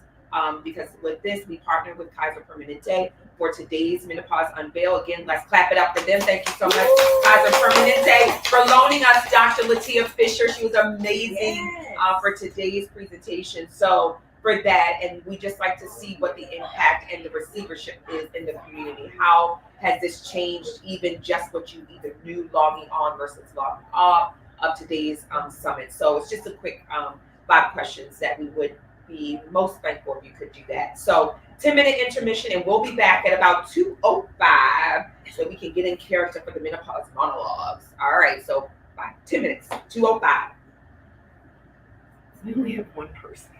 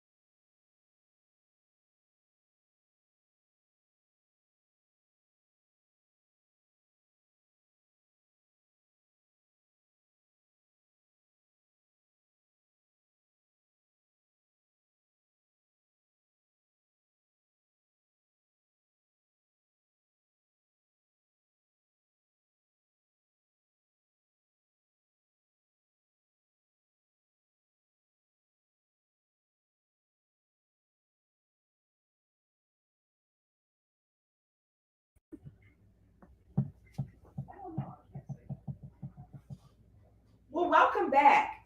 Now this is our Menopause Monologue segment. And mine is the Hot Flash Power Surge. Well, they call it a hot flash. I call it a personal summer. I call it the tropical storm. I call it, damn girl, you hot. Whatever you choose to say, just make sure that you thrive beyond the period. And just know that personal summer, that little bit of sweat, that drip, that drop, that ooh girl, I'm hot, whatever you experience, I want you to know that it is your personal journey. And yes, a hot flash, they can come and go. They can be sometimes too hot, too intense. But guess what? It's your experience. Sometimes I lay down and try to quiet my mind at night, but I can't because I'm hot. I went from, ooh, baby, let's cuddle to, ooh, get off of me. Ooh, you're making me hot. Oh my gosh. I used to love when my husband would cuddle me. But now, just that hook of that leg, that wrap around comes with an extra 10 degrees. No, instead, we just lock pinkies. We don't lock arms. That leg is bringing too much heat. It's too intense, too intense. I love you though. Why? Because I'm having a power surge. That's right. It's that internal furnace that can go from, ooh, it's 60 degrees, I'm feeling good, to, ooh, hot, it's too hot, 100 something. Baby, get me some cold water. Baby, bring me a cool rag. I got to bring down this temperature. This is what our nights have become. No longer are we trying to flip through the channel to see what we're watching on TV, but rather, who's running downstairs to turn down that temperature? That's what it's become in our household. That's what it looks like when I'm experiencing a power surge. And you notice how I said power surge and not hot flash. Again, we had to give it a sexy name, had to make it relevant for what it is, because that's truly what it is. It's a power surge. And every time my body does that to me, every time it takes me from being chilly to being warm, I lean right on into it and take it as a power surge. That's exactly what it is. So I want you to lean into your power surge. The next time you go from everybody else walking around with jackets on and you're just like, no, I got that power surge, or you just suddenly out of nowhere start dripping sweat, wanting that you have to do a makeup check, I want you to just lean forward, grab your cute fan and say, no, I'm just having a power surge. I'm Delana Watkins, the Wellness Maven, and that's my Menopause Monologue. So now I'm going to bring up one of our other amazing guests, Miss Keisha Washington. She's going to give us her Menopause Monologue. Give me 30 seconds. We're going to transition into Keisha, and she's coming right out with her Menopause Monologue.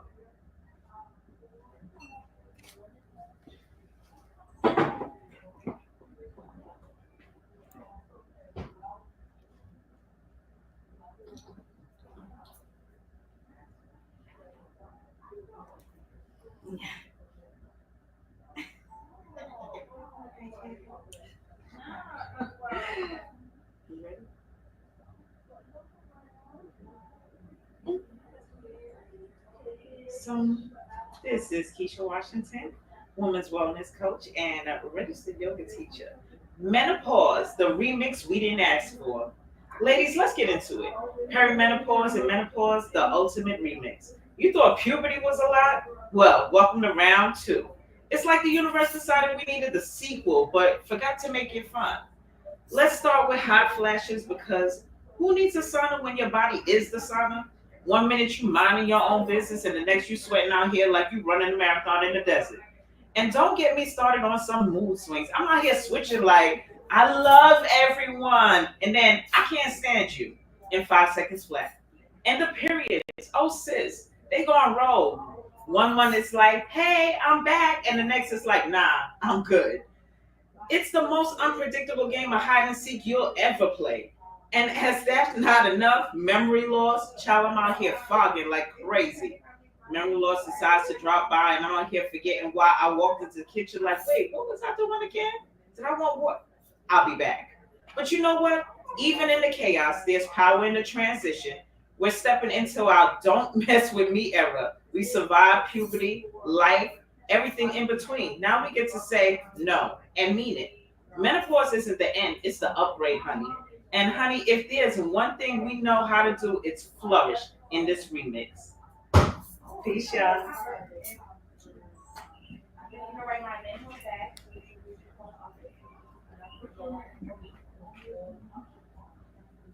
Okay, Keisha, with the running like a what?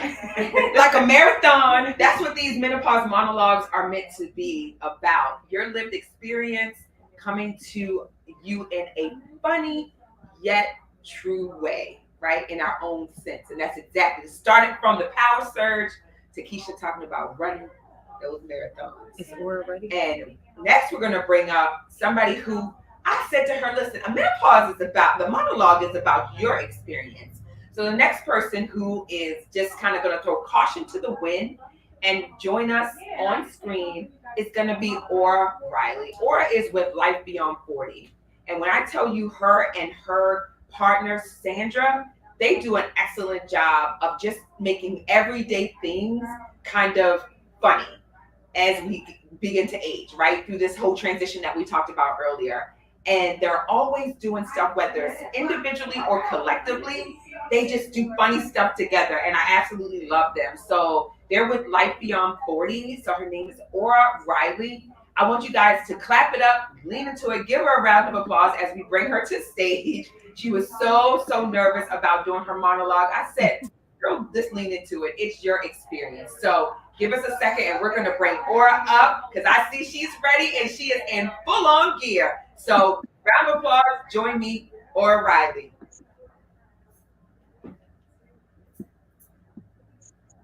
Here we go again. Me, the clock, and my endless parade of thoughts. They refuse to let me sleep. And I don't know what's worse, trying to fall asleep or gazing over here at my husband, watching him in his peaceful slumber. I've tried it all.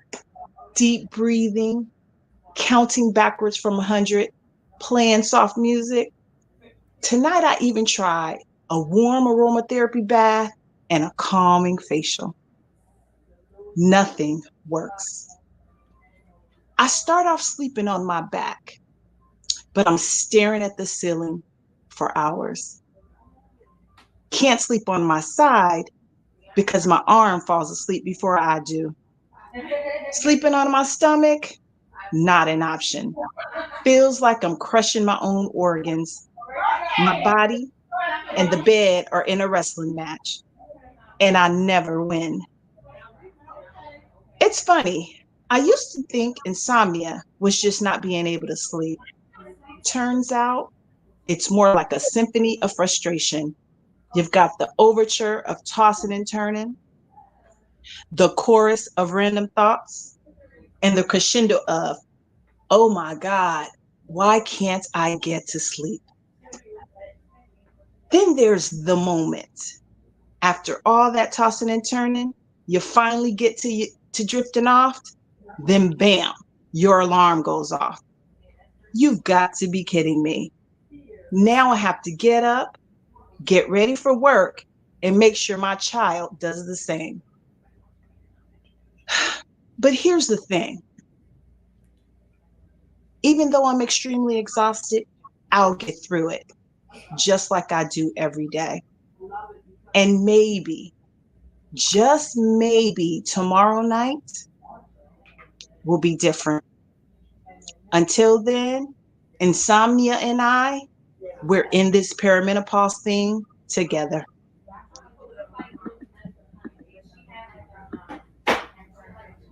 Thank you so much, Aura. I knew you could do it. And she even had the entire get up on like she was sleeping at the beautiful robe on. I love it. Your monologue was amazing and we all can relate to it, okay? We talked about insomnia being one of the things that women encounter doing their perimenopausal journey. And I think you checked all the boxes and hit the nail on the head, okay? Because last night was an insomnia kind of night for me for a multitude of reasons. So thank you so much, Ora Riley with Life Beyond 40, for sharing your experience around insomnia with the Menopause Monologue.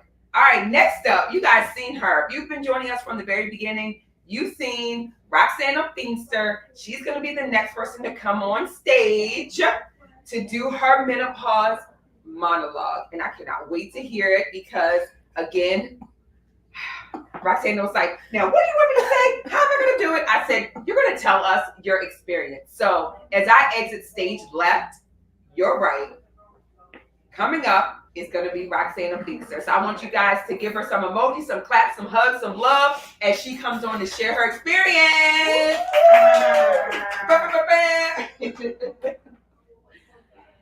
Hello, everyone. My name is Roxana Feenster, and I realized I was in perimenopause after, well, a few meltdowns. I had a few meltdowns, y'all, and I know you're going to ask me, over what?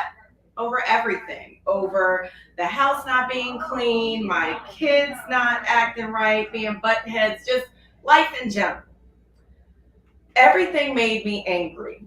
It was like I woke up one day and had a completely different temperament. One day my husband asked me something and it wasn't that serious. It wasn't something to get me upset. And I was like, what? And then I'm gonna spare y'all all the spicy words I shared.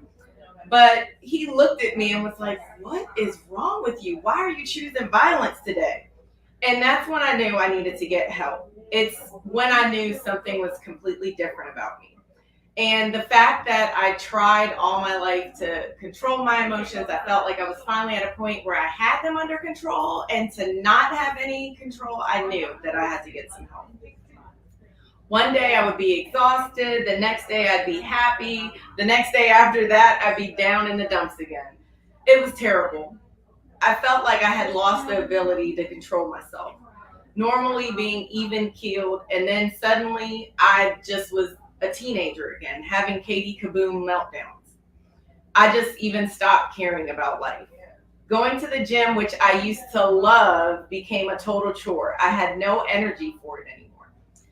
Where I had no stomach and it was easy for me to get weight off, I have a tire, y'all. And as for sex, forget it. My desire completely left, and that was hard for me.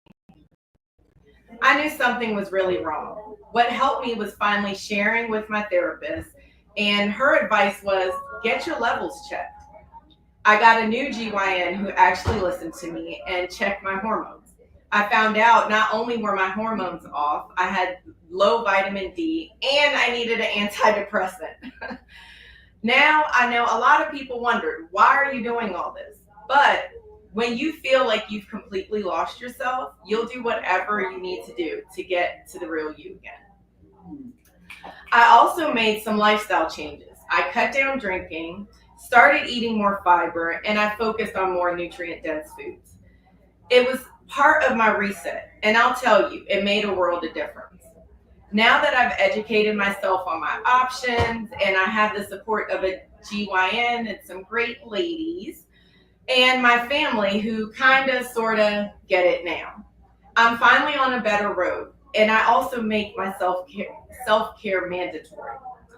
So here's my advice. If you feel something is off, don't wait. Educate yourself, seek support, and take charge of your journey. It's your body, and you deserve to feel good. Yes, snap, snap, snap. Ooh, I like that heart. I love that heart. Okay. All right. You see what she did at the end? Give yourself a heart. And yeah, y'all, I'm still carrying around my fan. Listen, from the power surge, I'm still carrying around my fan. I still got a surge in it. Yep.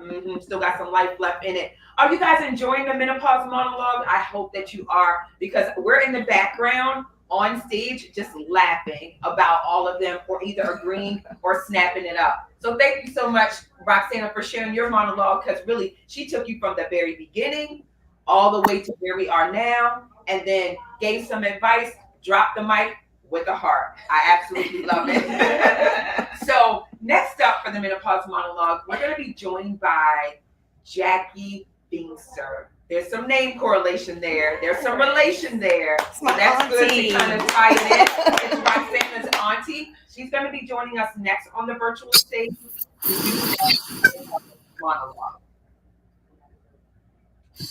Good afternoon, everyone. Thank you for inviting me. I felt it best to sort of find a poem to sort of summarize my experience with menopause. I'm 53 now. I guess I'm, post-menopause. So I found the perfect poem to sort of summarize this perfect storm. The perfect storm of hormones raging, teenage kids with hormones changing. Me on the change, the second spring, though I want to cry and fight, not sing. Their moods are buffing up against mine. My family dodging the hormone landmines. It's not just me, it's our age, you see. The Perry has hit all my tribe lately. My friends are going from drama to crisis.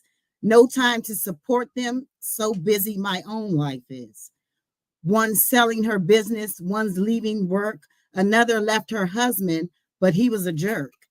The one medicine, alcohol, that fills the void is the same one we are all told to avoid. Exercise, diet, and nutrition they preach, but my size 12 body is still out of reach. Good fats, bad fats, no fats, grow fat. Try this, try that, head spin, fruit bat. The symptoms, lots and varied. Let's see. Brain fog, fatigue, and anxiety. Low moods, no mood, fierce moods, hot flush, aching body, dry eyes, headaches, and thrush. My brain is not working like it used to. Have to make notes so I don't forget what to do. Can't be everything to everyone as they deserve. It appears selfish, but only myself can I serve. I'm up with the larks and out like the dead.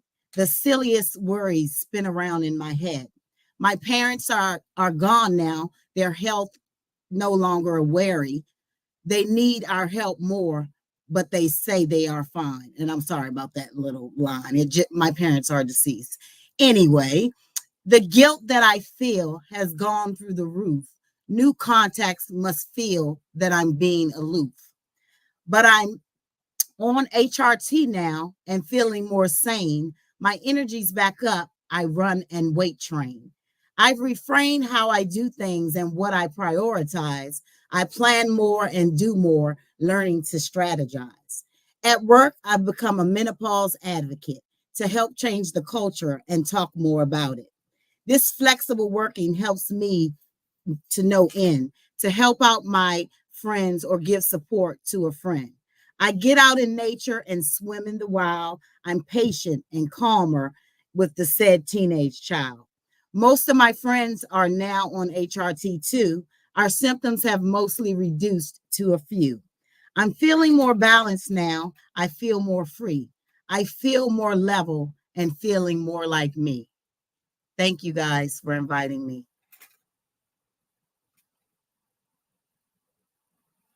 So good, Aunt Jackie. So good. We're clapping for you. Yes. Thank you so much, Jackie. That was amazing. We appreciate Thank you. She even had her rhyming points. I was following along with all of that. I was actually just clapping. So everybody here and all of those that are live are just loving the monologue, and yours was amazing as well. So thank you so much for sharing that. And there was a part in there where you said, I'm a menopause advocate at work. Mm-hmm. Listen, I love that. Yes, menopause in the workplace. We didn't talk a lot about that. We kind of talked and scratched the surface a little bit today. So Jackie, thank you for that, and thank you for sharing as well. So she got a lot of claps in the chat. Yeah, lots. So yes, thank you. Next up, I'm gonna bring my sister up, Miss Skin Ish. She's also a sister in the space of nursing and being a Leo, because you can be a lot, but she's back there snipping. I'm gonna bring her up on stage next, and she's going to share about her experience. I'm not going to expose it too much because I want her to, quote, expose her experience during the menopause monologue moment that she has with you. So You guys give me some virtual claps, hugs, and loves for my sister, Miss Sharika Jackson. Hey y'all, hey. It's me, Skin Nurse Rika, and I'm here to tell you about the Menopause Monologues and how it affects your skin. So let's keep it real. Our skin goes through as many mood swings as we do. In the morning, you feel one way. In the afternoon, you might feel another. Let's get started with puberty. It hits, and suddenly your face is an oil slick with a side of acne. For people of color, it's not just the pimples, you also get the bonus dark marks, hyperpigmentation. And for the lucky few, we get keloids. It's a bad prize you didn't ask for. Then comes perimenopause, where your skin can't decide whether it's oily, it's dry, or plain old confused. Fine lines start popping up. Your glow dims, and for women of color, those pigment issues, yeah, they're sticking around like an unwelcome guest. By the time menopause arrives, your estrogen decides to take an early retirement, and suddenly your skin is a lot like that wrinkly shirt at the bottom of the laundry pile. Yes, y'all, black do start to crack. No amount of smoothing seems to help. But if you're African American, Hispanic, or Asian, congrats. You do have some oil left that will help you be naturally glowing. And postmenopause, well, that's when the skin starts whispering, we sag now. Hyperpigmentation, uneven tone, and dark spots.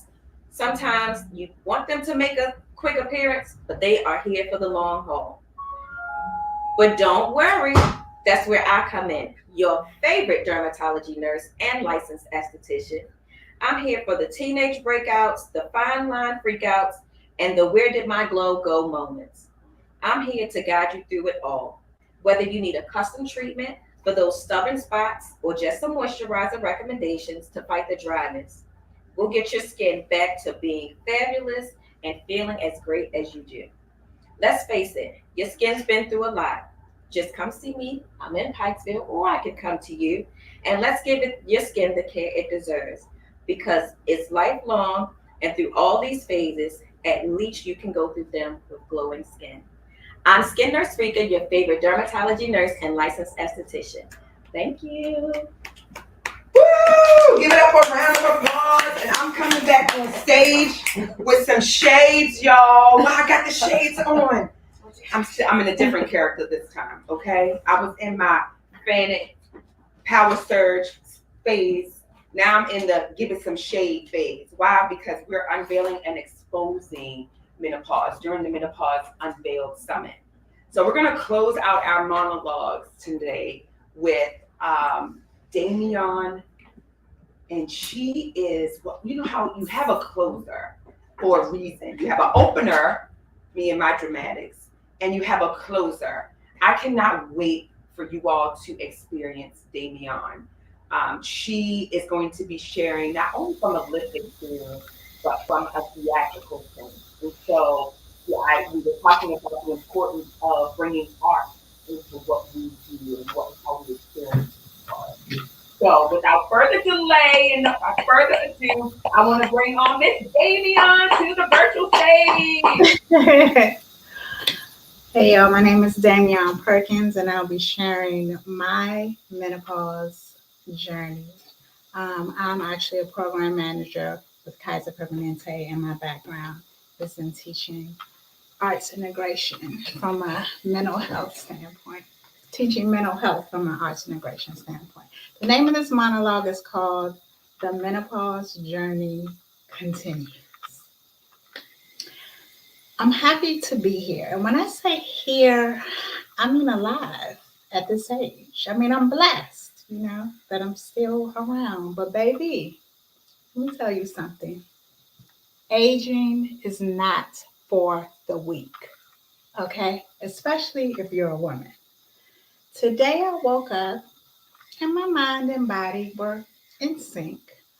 But there are days when I wake up and I have no idea whose body this is. Mhm. And then I say, when I look in the mirror, girl, it's yours. It's your body. This is you at this age. And so I'm all confirming myself, my affirmations, my self love. And I'm like, Mama, you look good for your age.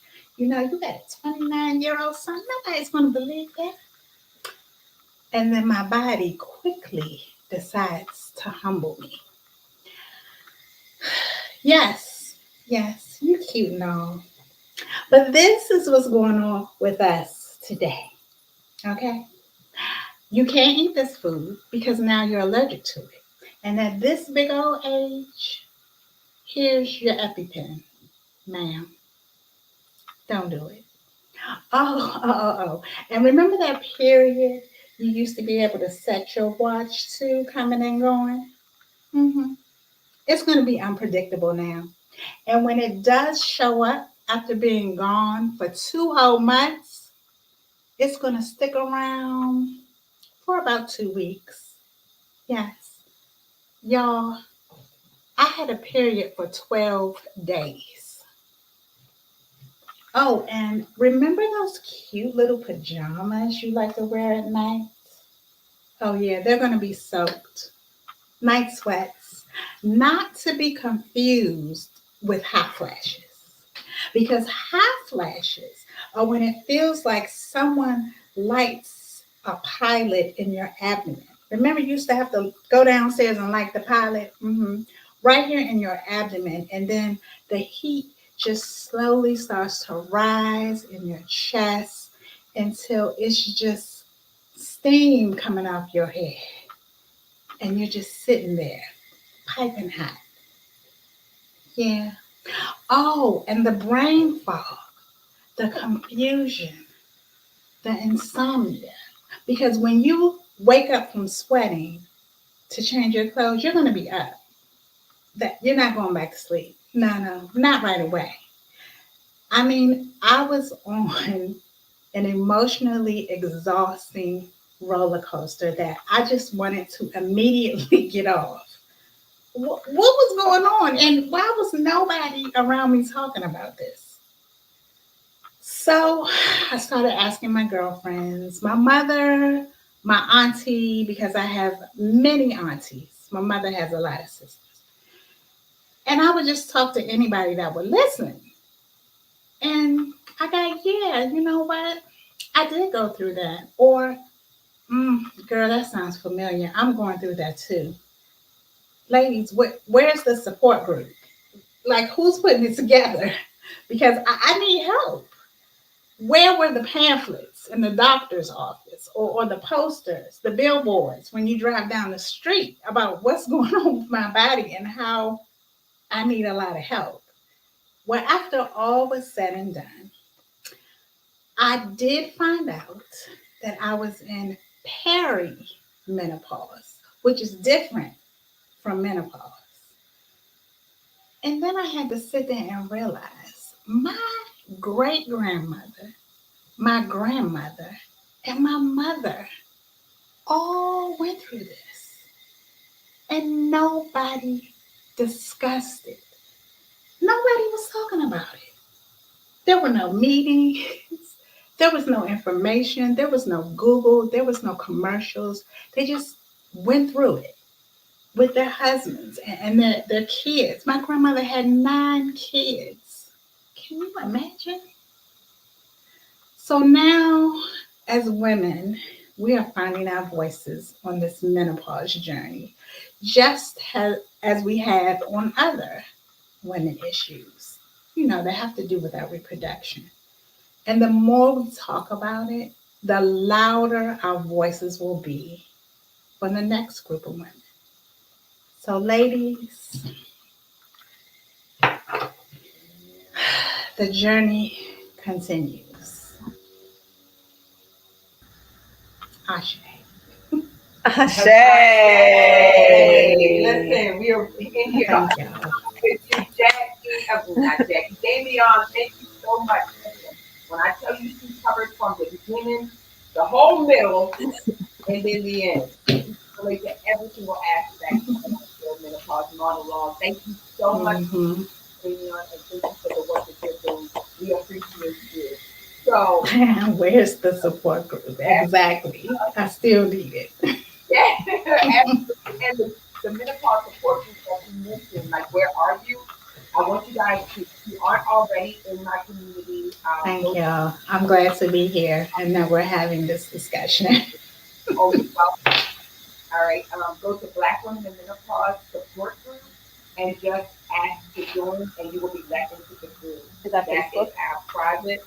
On Yeah, on Facebook? Facebook. Yep, on Facebook. Black Women in Menopause Support Group on Facebook. We are about 6,000 women strong, and that initiative was started again through my own lived experience and wanting to, how you, as nurses, wanting to nurture and care for others. Mhm. I knew that if I Thank was God. That's all right. Yes, Facebook, Black Women in Menopause Support Group. I love it because they have a group for everything else on Facebook. Why not? all Thank you, right, so we are Damian. wrapping up. Thank you once again, Damian, for closing us out with the Menopause Monologue. We appreciate you and the work that you're doing at Kaiser Permanente around the mental health. Again, let's all give Kaiser Permanente a round of applause for signing on. We can't wait till next year because whatever it takes, the Baltimore Running Festival or whatever, we will be in person 2025. That's right. That's right. Okay. That's right. This experience was great. It was good. I know that the impact that we sought out to do was there. But y'all know I mean my in person. Y'all know the energy, the connection. It's just it works better for me in person. So And here's also to the things we toast. wanted to do. Oh yeah. Yes. Each of y'all grab a fan because y'all know when there's wine, there's fan. So it's gotta flow, it's gotta flow. So although we have mocktails, right? We got water, in the house. But you get the gist of what we're doing here. We are celebrating. Yesterday was World Menopause Day. Yes. So we are celebrating that we've come together as a community. We're celebrating that we are having the conversation. We're celebrating that we're more knowledgeable today than we were yesterday. We're celebrating that there is a community out there of women that look like us, that care about us, and that want to see that this part of the transition, quote, the change, is a different experience. So thank you guys for sitting next to me, putting up with my shenanigans, signing on to this journey. And here's to 2025 in person. So make sure you follow me on all my socials and go to Menopause Unveiled to keep up with what we're doing, because throughout the year we also do workshops as well. And so these lovely ladies will be a part of that. So here's to that. Hold up, raise your glass, whatever you're drinking, whatever you're doing. And the lovely fans, go to BlendWalkers.com, pick yours up. We've got it in purple, pink, lavender, green, and yellow. All right, love you guys. Appreciate you for signing on. Yes, to many more. Here's to thriving beyond the period and the feminine evolution. And don't forget, download my song. Yay, we did it.